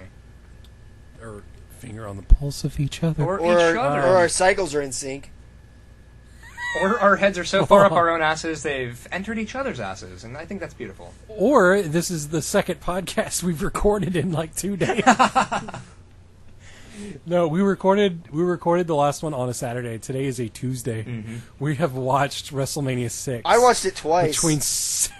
What is wrong with By God. Lots of things. Because I knew I needed to. No, there you So go. the first one is to... That's the first fucking one is to dedication. watch it as a fan. The second one is to take it in with a cigar and a fine wine. See, Oh, there you go. I don't know that need is the right word. I need to start planning for my retirement. I do not need to watch WrestleMania 6 a second time. I do not think I ever need to watch WrestleMania 6. Oh, speaking of which, I finally got the network. I'm doing the $9.99 a month. God damn it. There you go. So Productive member of society. it's very true. That's one of the mile markers of adulthood is the WWE network for When you only, get the WWE network for only $9.99. for only $9.99. $9.99. I'm gonna get tattooed. Steve Allen interviews Rhythm and Blues. Okay, so Steve Allen was kind of annoying with the Bolsheviks. Here, I thought he was goddamn hilarious. Yes, he was. Like, his joke has worked. It was gold. Although I feel really weird and bad for Greg the Hammer Valentine. Yeah, a little bit. This reminds me of when D'Lo Brown became sort of a baby Godfather when he was tagging with the Godfather. Was like, oh, okay, so Greg the Hammer Valentine is a rockabilly guy now? Okay. And he's like... He dyed his hair black for it. Dyed his hair black, he's got the Elvis jumpsuit, he's got a guitar that he probably does not know how to play a note, and he just looks so like, pick up the paycheck, feed your family, You Greg. gotta do this, or you'll fall down lower on the card. Yep, don't cry, Greg, just power through this. Because no one wants to see Greg the Hammer. They want to see Honky Tonk Man. Right.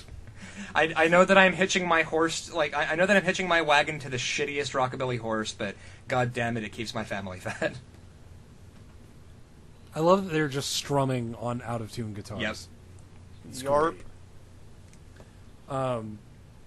After this, I see Dino Bravo start walking to the ring, and I start rolling my eyes. And But then then... after him comes Hacksaw Jim Duggan. American flag and all. No! Uh-huh. Do you know what the... What does Duggan do on the way down to the ring? Out of sheer force of habit. USA. USA. What Yes. does he do? Is that what he does? Yes, he starts chanting USA. Do you know what- You're in Canada, you fucking Do you know idiot. what the highlight of this match was? He looks Ventura- genuinely confused while he's getting booed. Why are they angry at me? The best part of this understand. match was Jesse Ventura needling Monsoon about the hot dogs. That was my favorite part of the match. It's true. He is not over. He does eventually win them over with the hose when he stops with the USA.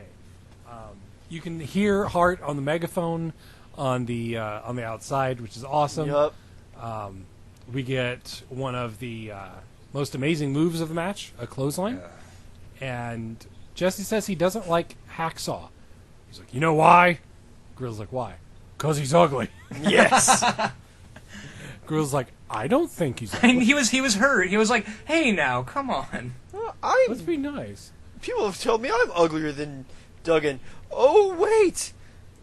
Yeah, like, I don't know, God. I love that of all the reasons to detest everything about Hacksaw Jim Duggan, that's the thing he picks. He's ugly. Yeah. Hart after a 2 count from Bravo. Oh, and yeah, like, this is, like, the best, instance of, Monsoon pandering to a face. He's like, because Ventura's like, why is he saying USA? We're in Canada. And Monsoon's like, we're close to the border. Right? Nailed it. Well done, Monsoon. After a 2 count from for Bravo, Hart starts megaphoning at the ref. Did you guys hear what he said? No, what did he No, say? but I just heard the megaphone going off. He said, "Come on, count, quit picking your nose and count." Hart's amazing. I just love Jimmy Hart so much. While Earthquake has the ref and Duggan distracted, Hart slides the 2x4 into Bravo. Duggan grabs it instead, slaps Bravo, and gets the 3. Fuck this match to death. It's a 1. Yarp. Yeah, 1 out of 5. Fuck this match. Fuck Jim Duggan and Dino Bravo. I couldn't stop I laughing. think one day, Oh, please. one of these days, Duggan is going to get a 2 and surprise us all. Yep. No. I did lose my shit laughing because Dino Bravo came out, and I had that thing of, oh Christ, Dino Bravo, and then Hacksaw, and like the Did you imagine me in that moment? I did, and I pictured your eyes rolling not only up into your skull, but out of your skull, out your ass, down the street, and into a ditch where they died. That sounds like something Ming would do to me. And it's true, and then he would make you cinnamon rolls after and give you a high five. So, from the worst match that could ever be conceived, we get Ted DiBiase versus Jake Roberts. Yes. But first, before the match, I believe Jake cuts a promo, doesn't he, Ryan? He really does. His and the thing about Jake Roberts, and it's funny because I was texting Marty, and I was like, shit, I feel like Jake Roberts may be one of the most like underrated wrestlers I can think of, and he's like, and Marty responded like, no, he's known for how amazing his promos were, and that's like, then why the fuck don't I see him in any of the retrospectives about mic skills? Like, he's But no, he's there all the time. no, he is, and I guess I'm not looking at the right fucking list because I didn't really know shit. I didn't really know shit about Jake Roberts before we started doing these, and That's like one thing everyone talks about him is his ring psychology and the ring psychology I knew about. and ring psychology and the promos. like because he's always said it's like, I don't scream and yell like these other guys. I talk softly. So you can listen. No. And honestly, I feel like I wanna compare this to Raskolnikov sharpening his axe, where like Jake Roberts is, like the voice of the proletariat, basically, where he's telling Ted that like, you're rich, you don't understand, like, it just, oh god, like Marty, you could probably do a better job of like paraphrasing this promo. What I have is he says it's the biggest match of Ted's career. It is an amazing promo. I am not going to try and do it justice. Mm-hmm. Everyone shut up and go listen to it. It starts at 2 hours, 15 minutes, and 50 seconds on the WWE Network. Once again, 2 hours, 15 minutes, 50 seconds. Shut up. Go watch it. See, the thing is, Yep. if Macho is the all right, we're doing the classical music thing. If Macho is the Beethoven of promos, just like nothing but sturm and drang and emotion, Jake Roberts is the fucking Mozart of promos, because you could tell that like his, every eyebrow movement, every just every expression is just perfectly calibrated. Like it is a thing of fucking beauty. Yeah.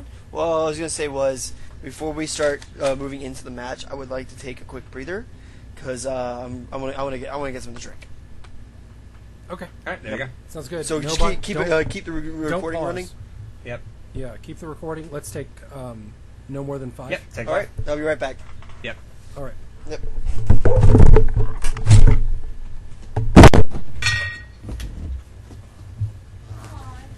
Hi. How do you feel? I feel good. How do you feel? Good. Do you want the light up? Yes. It got dark around me, okay? I didn't choose this, it just happened. It's true. The darkness just kind of happens to you sometimes. The darkness chose me. Hello, darkness, my old friend. What are you doing here? I didn't Who invite the fuck asked I you? didn't invite you. Would you close the curtain? Yes. You want some pizza? Yeah. Yeah. I was gonna ask if I could have a slice of pizza. Absolutely. Yeah. I love. You're nice. I love it when Jake Roberts came up. All of us were just like, I'm dying, Squirtle. oh my god. You know, with like going through Wrestlemania, so I could see myself getting excited about Macho Man and stuff. I didn't realize that Jake Roberts was so fucking great.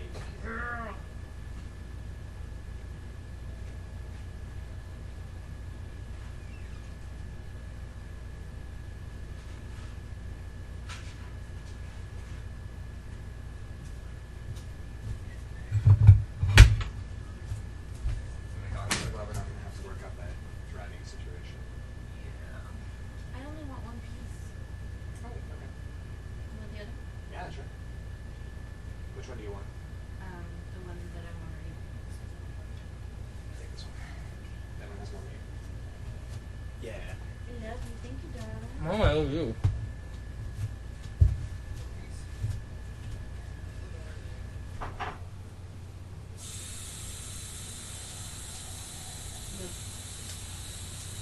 Has the dog eaten? What's that? Has the dog had food? Yes. Good. Thank you, love. Oh, you're a pup. She really is. Oh no. You being a pup. Just the most puppy. Oh, the puppy.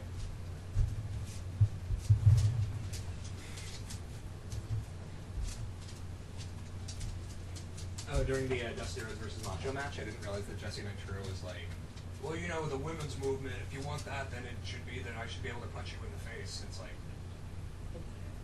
but he's a heel announcer, so I'm like, he's playing a character. It's understood that he's talking out of his ass and he's a dick. Yeah. But I feel It's like all hard to know how much of that is like an excuse. that's the problem. Is a lot of the problem is that a lot of people would fucking agree with that.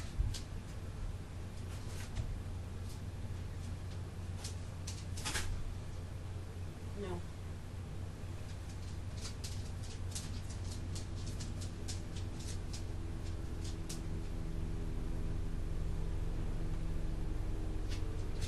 Yeah, at a certain point, it's like you can be a bad guy without doing that shit.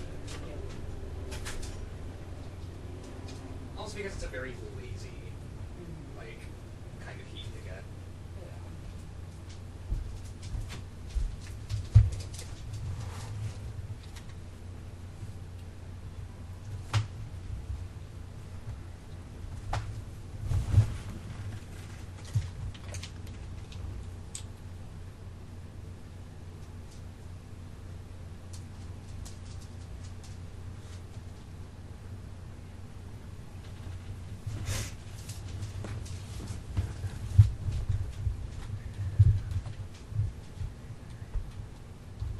Hey, I love you.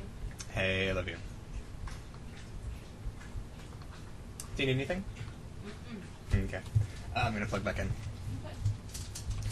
Do you want to watch Wrestles after this? Mm-hmm. Yeah.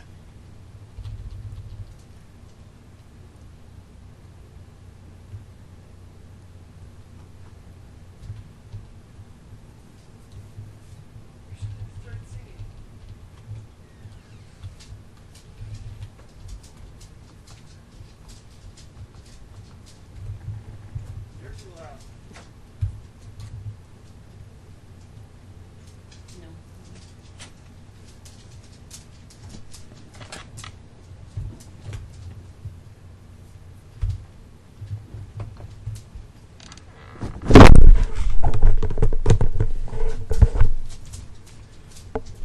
Hello. Hello.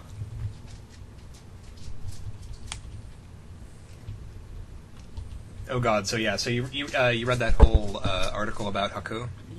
Yarp. Oh my God, man. Just like, Jake's how- line. Like, oh yeah. I can't remember what he said now, but he was like, if I had a cannon, I had a tank, and Ming was 300 yards away, I would mine, right? get a tank and shoot myself. Before he 'Cause I got don't to want me. to. I don't want to wound Wound him and about piss to- him off. I'm Oh mad my at, God. like wound him and have him mad at me.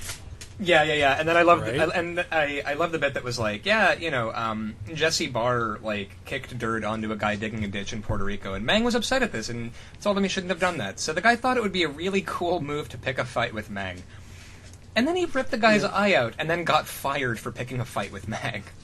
Because no one wanted to fire Ming. Right? Yeah. It's like, well, we wanted to fire him, but no one had the balls. It's like, well, we're paying him so much, and we're not putting him on any show. Yeah, Well, and we can't do it. And I couldn't stop laughing when I read all of that and then saw the picture of him now, and it's the greatest thing I've ever seen. And he's like, hey, what's going on? Hey guys, it's your Grandpa Mang, and then also terrifying. Right. Yep. Okay. Yep. You guys ready to get back into this? Yeah. You know it. Let's get back in character. I refuse. You're an artist, goddammit.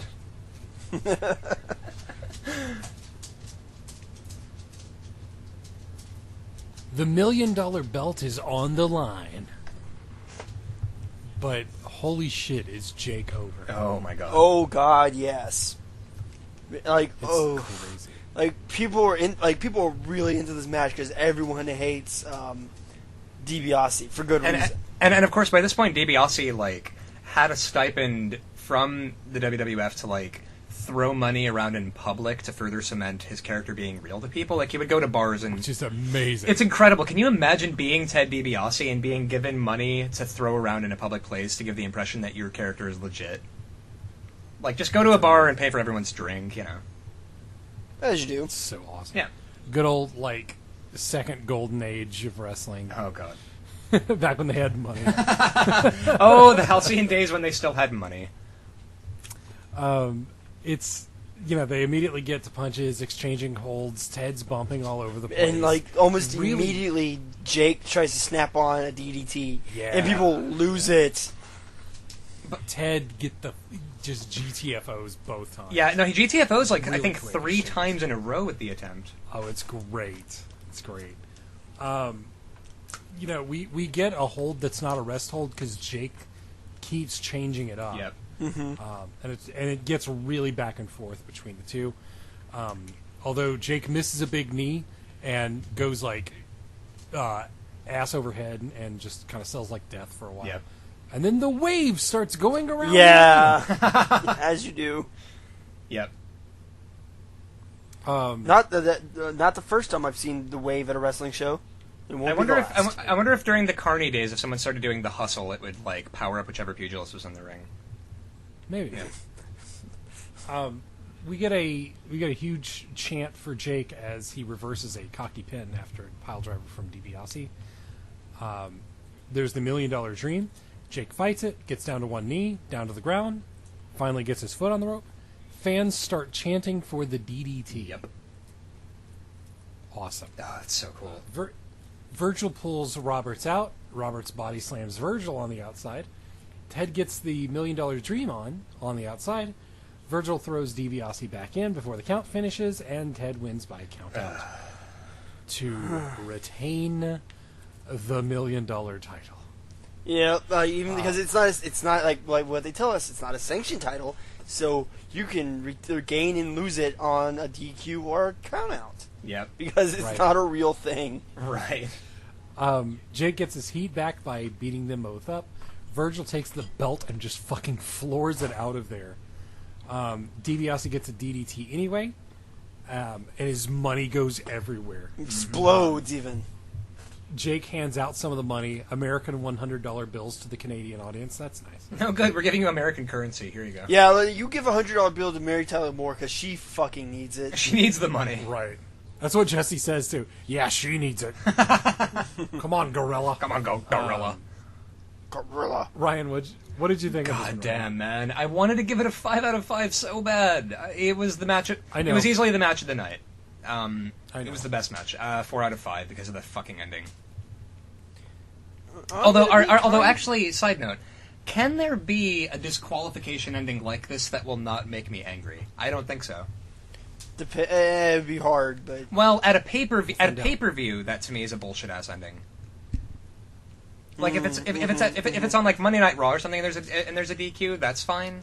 But when it's like supposed to be this huge like blood feud, like the one between Jake Roberts and Ted DiBiase, God damn it, I want more. I don't want this silly countdown. Yeah, nonsense. they're probably saving it for SummerSlam. Yeah, I mean this wasn't the blow off, but I wanted more. God damn it. I know. Yeah, 4 out of 5. Scooter.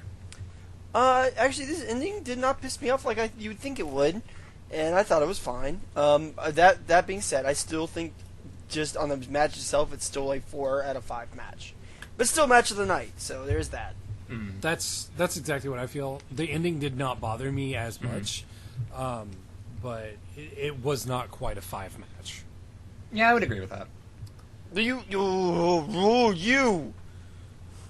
No, the thing is, like, well, and now that I've thought about it, I'm like, I think I would agree with that, but like, I don't know, what would it have taken for you to think of it as a 5 out of 5 match? Longer. More. Not the ending. No, but you said you were fine with the ending. It's fine for the match itself, but I don't know, and the fact it's over the $1 million, I don't know. We said it's fine. It's not extraordinary. Yeah, that's fair. Okay. It is a better than average match, but it is not a 5. Yeah. Still, though, match of the night. Absolutely. We go from the match of the night to Sean Mooney with Slick and Akeem. Oh, God. Oh, man. What the fuck is happening? They say DiBiase tried to pay off Boss Man, but he wouldn't take the money. They say... What does Akeem say? Law enforcement officers doesn't take the money. Money. They don't last very long. Oh. Boss Man says he's poor, but he's poor. I thought the manager's like one job is to be good on the mic, and Slick isn't. No. So what is the point of Slick? No, Slick is goddamn. How do you even explain Slick? You don't? No. We move on away. That's what. Actually, it's funny. So Akeem has been around for a year or two at this point, and I've learned recently why the character was created, and it was because Vince McMahon couldn't get Dusty, so he made a parody of, instead of the American Dream, the African Dream, and that's how that racist character was born. Of Vince's many just golden ideas. Yeah. It's like, he won't be American, he'll be African. Did he just throw a dart at a fucking continent and was like, "Oh, African Dream"? It was either going to be that or the Australian Dream, or the Asian Dream, which would have been even better. No, that's the Orient Express. Fair enough. Like, fuck me. And that's what I love about this period is because it's so like, I don't know. I feel like all of the worst parts of pro wrestling are on display in this pay-per-view. Like, maybe not as much as that. 5. Like, not the worst aspects. They're like 6 shows like some of the more racial insensitivity. 5 has worse. I would agree completely. Bossman has lost a ton of weight. Yeah, he's looking fit for a hoss. Yeah. DiBiase crawls out from the ring, attacks Bossman before the match starts. And by the way, about which Monsoon says, "Boy, did he get clobbered from the backside." So, Bossman gets trapped in the corner and tries to spinebuster Akeem out, but legitimately just fucks up because Akeem's fucking like mad. 500 pounds. Irish whip to Akeem, who basically walks across the ring because he can't run. He's caught in the corrections. he is a whatever. hefty bag full of The book chunky end? What soup. is that? What is it called? His move? I don't know. I'm going to call it the bookend. Yeah, Fair. It kind of looks like It does look like the bookend.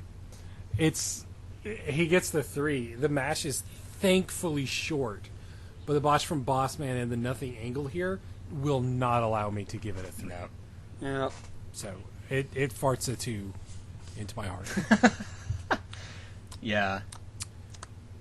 I really agree with that assessment. Like it's fine. Bossman is actually kind of like, at first I thought Bossman was just kind of a fat sack of shit, like from WrestleMania 5. But like he's now you kind can see of that he can lose impressive weight and be a, for a super be a sack of heavyweight. shit. What? I said now you can see that he can lose weight and be a sack of shit. Yeah, well, yeah, he's more impressed. Like, for as far as like the super heavyweights, like Vince usually likes to put on his shows, he's actually not the worst. Not good, but not the worst. So, there's that. What would you give this one, Ryan? I gave this a 2 out of 5.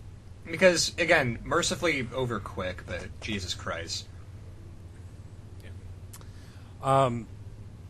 Slick is a heel manager and therefore is contractually obligated to get attacked after the match. Hey, Mary Tyler Moore is here. Oh, man, I felt bad for everyone involved in this.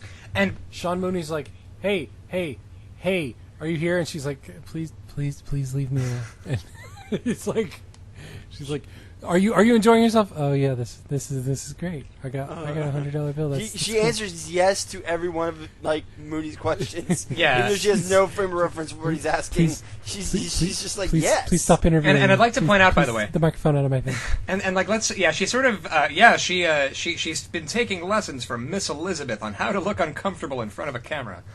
She's a very good sport, but she's like, oh my god. She's like, oh god, why is this happening? And I'd like to contrast this with, okay, so the celebrity orgy that was early WrestleMania versus WrestleMania 6. Like, they are not cramming as many famous folks into this as they possibly can. Like, they're still celebrities, but I do think it's interesting. Like, when do you think this was, like, which was the first WrestleMania that kind of started to move away from, oh god. None.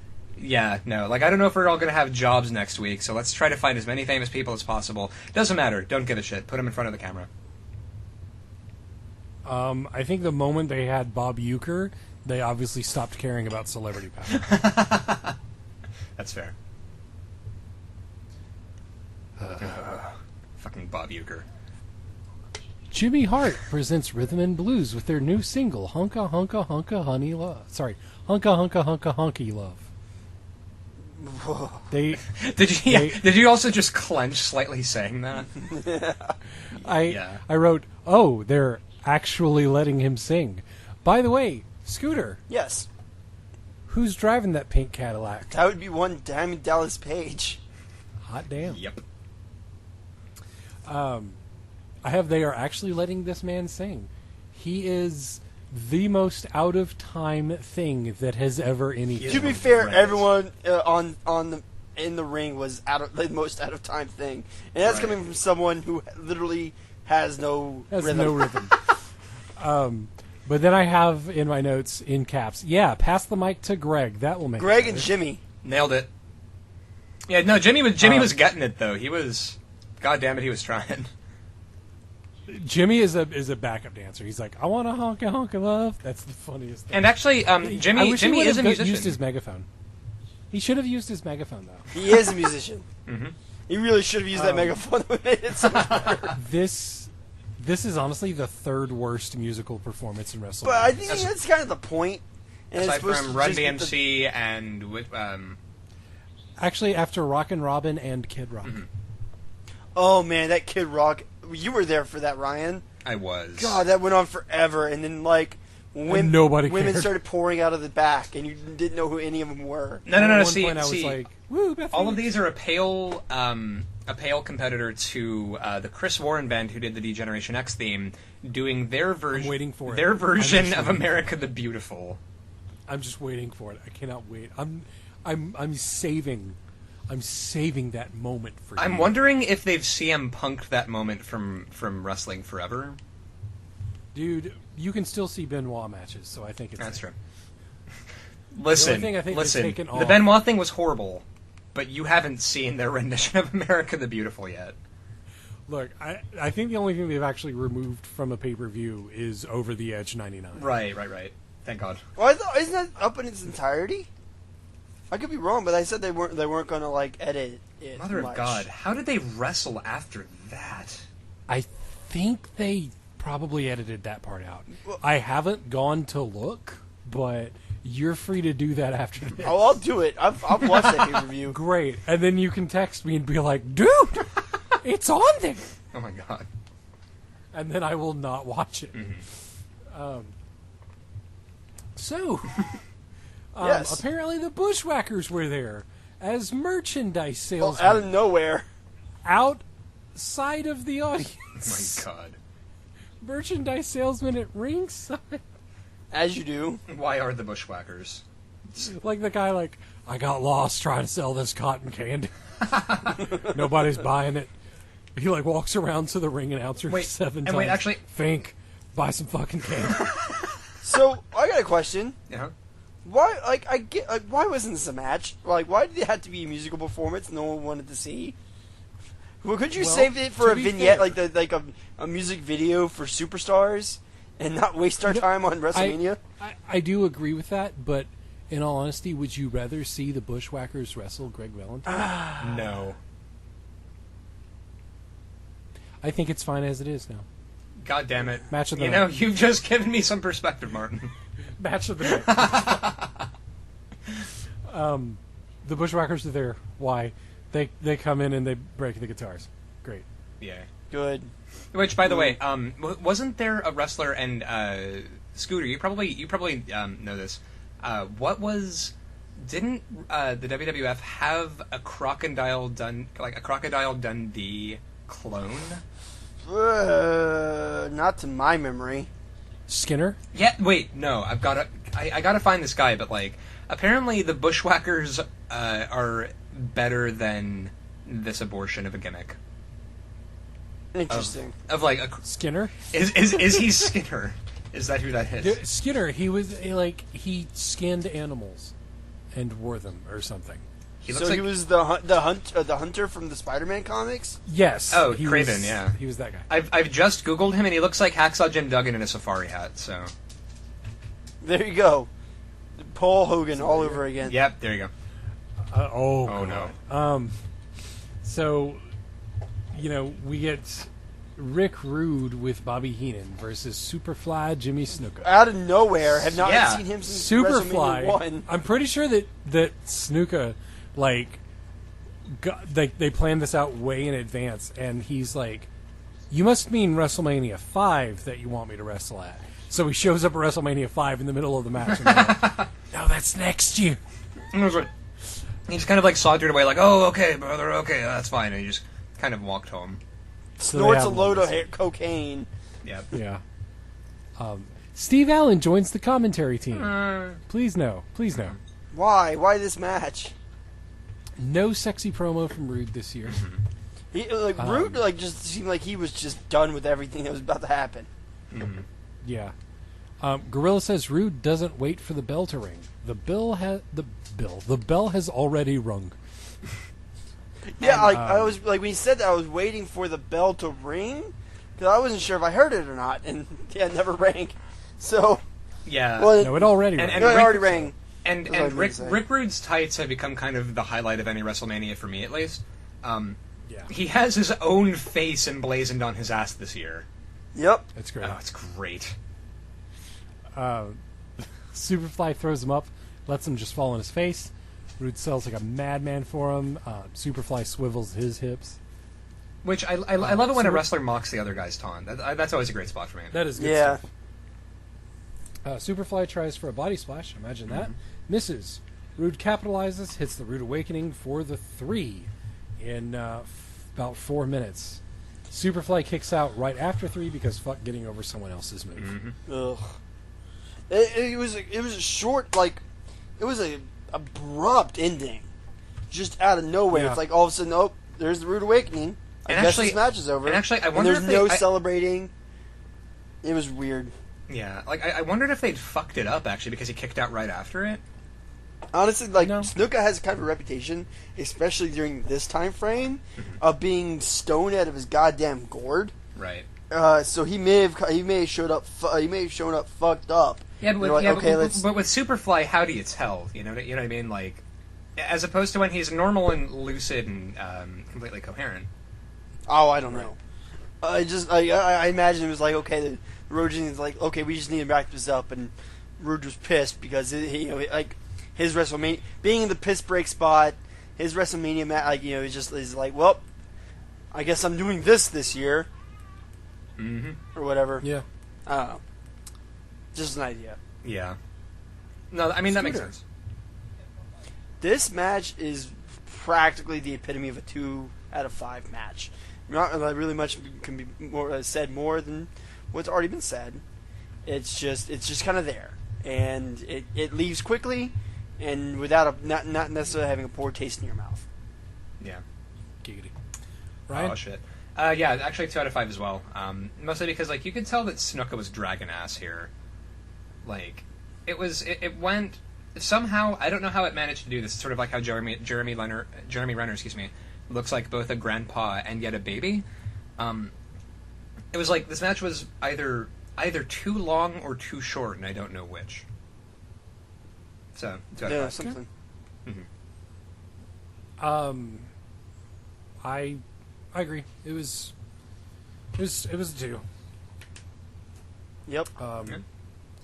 We get a video package for the Rumble. Hulk and Warrior were the last 2. They were not actually the last 2 in the Rumble. Sorry, but they had a spot where they were in the ring by themselves, and then Hogan was eventually able to tell the Warrior to fuck off. Mm-hmm. Hulk interferes in a match with Warrior.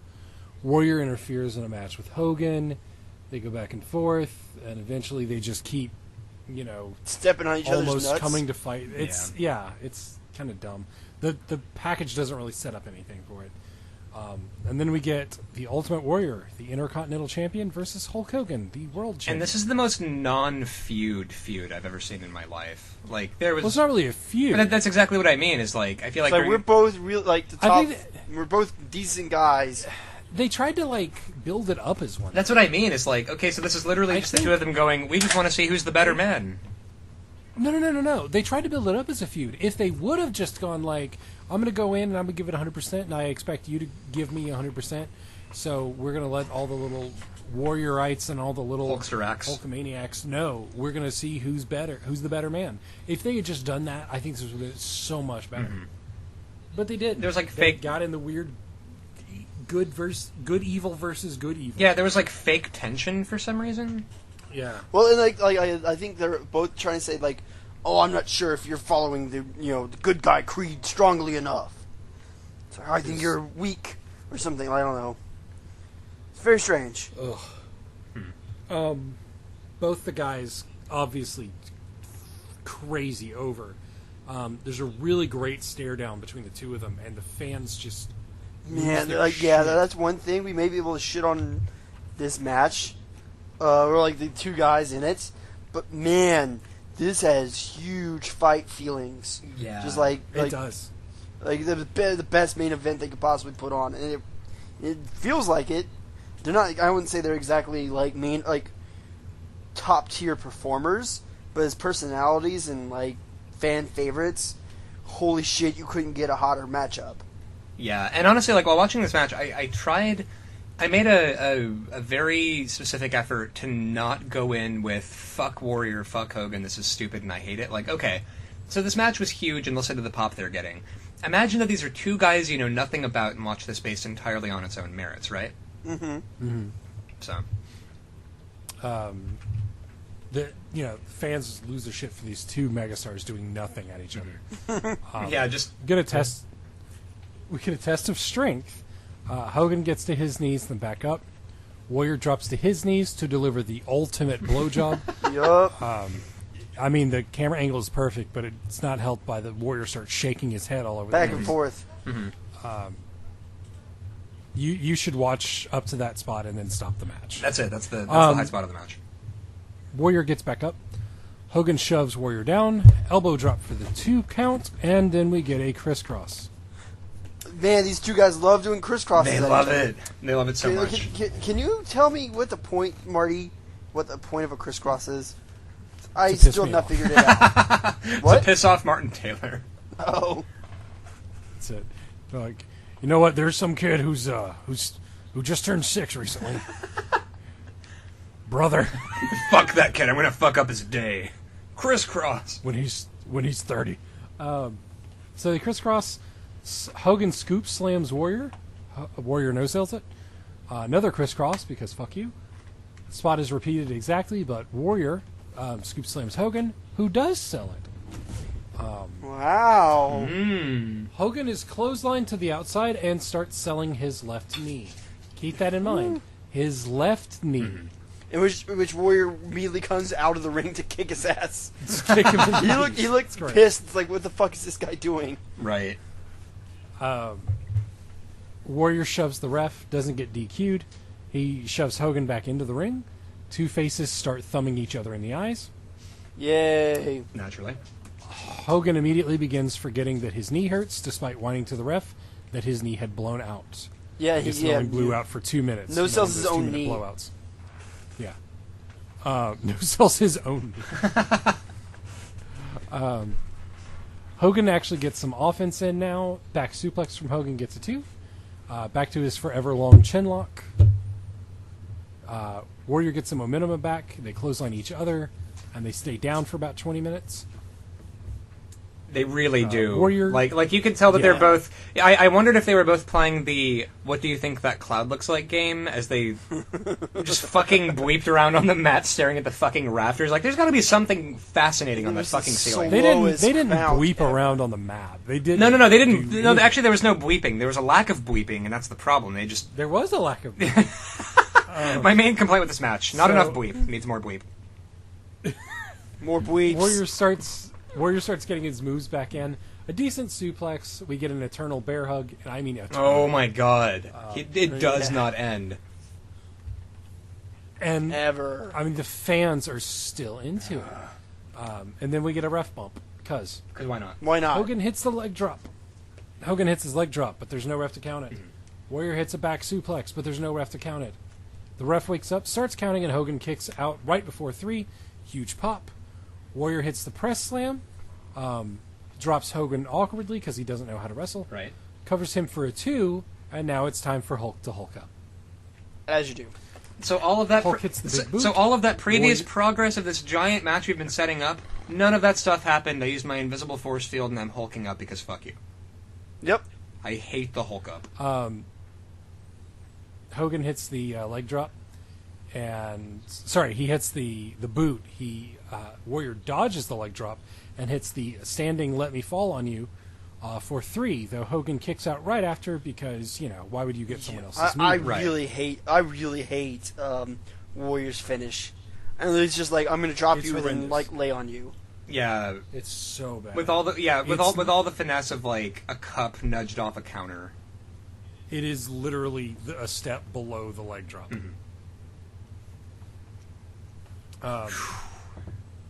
Hogan throws a fit in the ring. Hogan leaves the ring, goes out and grabs his belt, gives it to Warrior after a long pause, and he is driven away. Mugs, as like, essentially sad mugs the music. camera. So Yeah. he's the, yeah. Well, I wouldn't say that he mugs the camera. I think he definitely eats up all the spotlight for Warrior in the ring, but when he leaves, he's not the one controlling the camera. It's true, but, like, apparently, like, him giving the belt was Hogan going off script. Yeah, that doesn't surprise me. I figured it was probably off script at WrestleMania 4, too. Oh, Yeah. I'm not sure about that. Well, like he just kind of showed up just cause. Yeah, makes sense. I mean, obviously he was supposed to be out there, but I don't think it was on script for him to run out and grab the belt, because he, like, ran over there and grabbed it so he could run in and give it to him. He's just such a fucking asshole. Yep. So I gotta be the one touching this belt. Pretty much. I've got to be the one to hand it over so everybody can see what a good sport I am. It's true. The main thing is that everybody needs to appreciate how humble I am. That's very important to me. Clearly. When Hogan is not in the ring, we should be talking about Hogan. Hey, where's Poochie? So, Ryan, Yeah. give it to me. I think, okay, so my favorite quote about this, so I watched this with my girlfriend, and after the match, we were very quiet and angry, and I turned to her and said, they spent months rehearsing this match. Without blinking or missing a beat, she says, they wasted their fucking time. Yeah. Like, for how much this was supposed to be choreographed and everything, and just, this being the huge match that it was, I tried to appreciate how big and important this match was. Because again, like, to me, this was during a period when they were getting away from, black hat versus white hat. in terms of like morality and in terms of heel versus face, because you had two massively over like mega faces. So I was trying to figure out why everyone jerks off over this match so much, and after watching this match, no one jerks off of this match. Well, Vince McMahon does. Yeah, pretty much. But like I don't know, and I realized, you know what entertained me more than this was the match. Was the feud between Warrior and Hogan in WCW. Pure gold. Well, but goddamn, this match was just like. I'll tell you what I rated this. Well, match. hold on. Most of this. No, because I still got to give my rating. Sorry, I thought I had a fart worked up. Well, so. yeah. Goddamn, most of this match was rest holds and hugs. Neither of them sold for the other guy. Like, they just, God, nothing happened in this fucking match. 2 out of 5. Fuck it. Fuck this match. Okay. Scooter? I don't know. That's kind of the problem with Hogan matches, is that, like, a lot of them, like, before the bell, there's a lot of good stuff happening before the bell. Mm-hmm.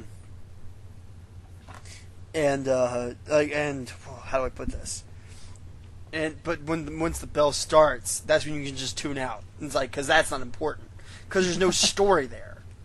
Like, Hogan gives up on selling a leg injury like 2 minutes after it happens. Mm-hmm. So and on paper, it's a good matchup. It's perfect. It's two biggest stars in the company colliding at WrestleMania. It deserves to be a classic. This match deserves to be so much better than it is. So therefore, it's a 2 out of 5. That's I really struggle with this one because on the one hand, I feel like if it were anyone else at any other venue at any other time, it would be a 1. Mm-hmm. But it does have... It's probably the first match at WrestleMania that has the WrestleMania feel. Mm-hmm. Because we've seen the WrestleMania, like, look.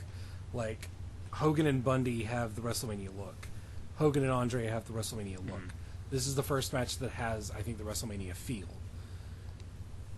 So, it's important, and it's not good. No. It's not a good match. It is worth watching once. Because it is worth watching once, I will go ahead and give it a 2. Which means that we all ended up rating it higher than we rated WrestleMania 5. Shocking. As usual, Ryan has the lowest score, sure. Scooter bringing up the middle, and I'm apparently Mr. Nice Pants. Ryan, you gave it what Scooter and I gave WrestleMania 5, a 2.3. Scooter, you weeped in with a 2.4, whereas I gave this one a 2.6. Interesting. We spend 46% of the pay-per-view actually wrestling. Believe it or not, that is down from WrestleMania 5. God damn. Wow. WrestleMania 5 was 48%. That's even crazy. With that huge break. I was going to say, that really surprises me. I assumed the break from hell in WrestleMania 5 would be, You would apparently be wrong. Mm-hmm. Look at Ryan being wrong. I know. Useless. Seriously. Well, guys, we do want to go ahead and thank you so much for listening to Three Pathetic Ugly Guys talk about wrestling 24 years after the fact. Follow us on Twitter at ToJ Podcast. On Facebook, facebook.com/ToJ Podcast. Even the Tumblrs at tojpodcast.tumblr.com. Send us your hate mail, tojpodcast@gmail.com. And join us every Wednesday for our sister show, Travesty of Literature, where we explore the world of wrestling fan fiction. Stop by next week for episode 8, where we'll be continuing our WrestleMania count-up with WrestleMania 7. I'm Marty.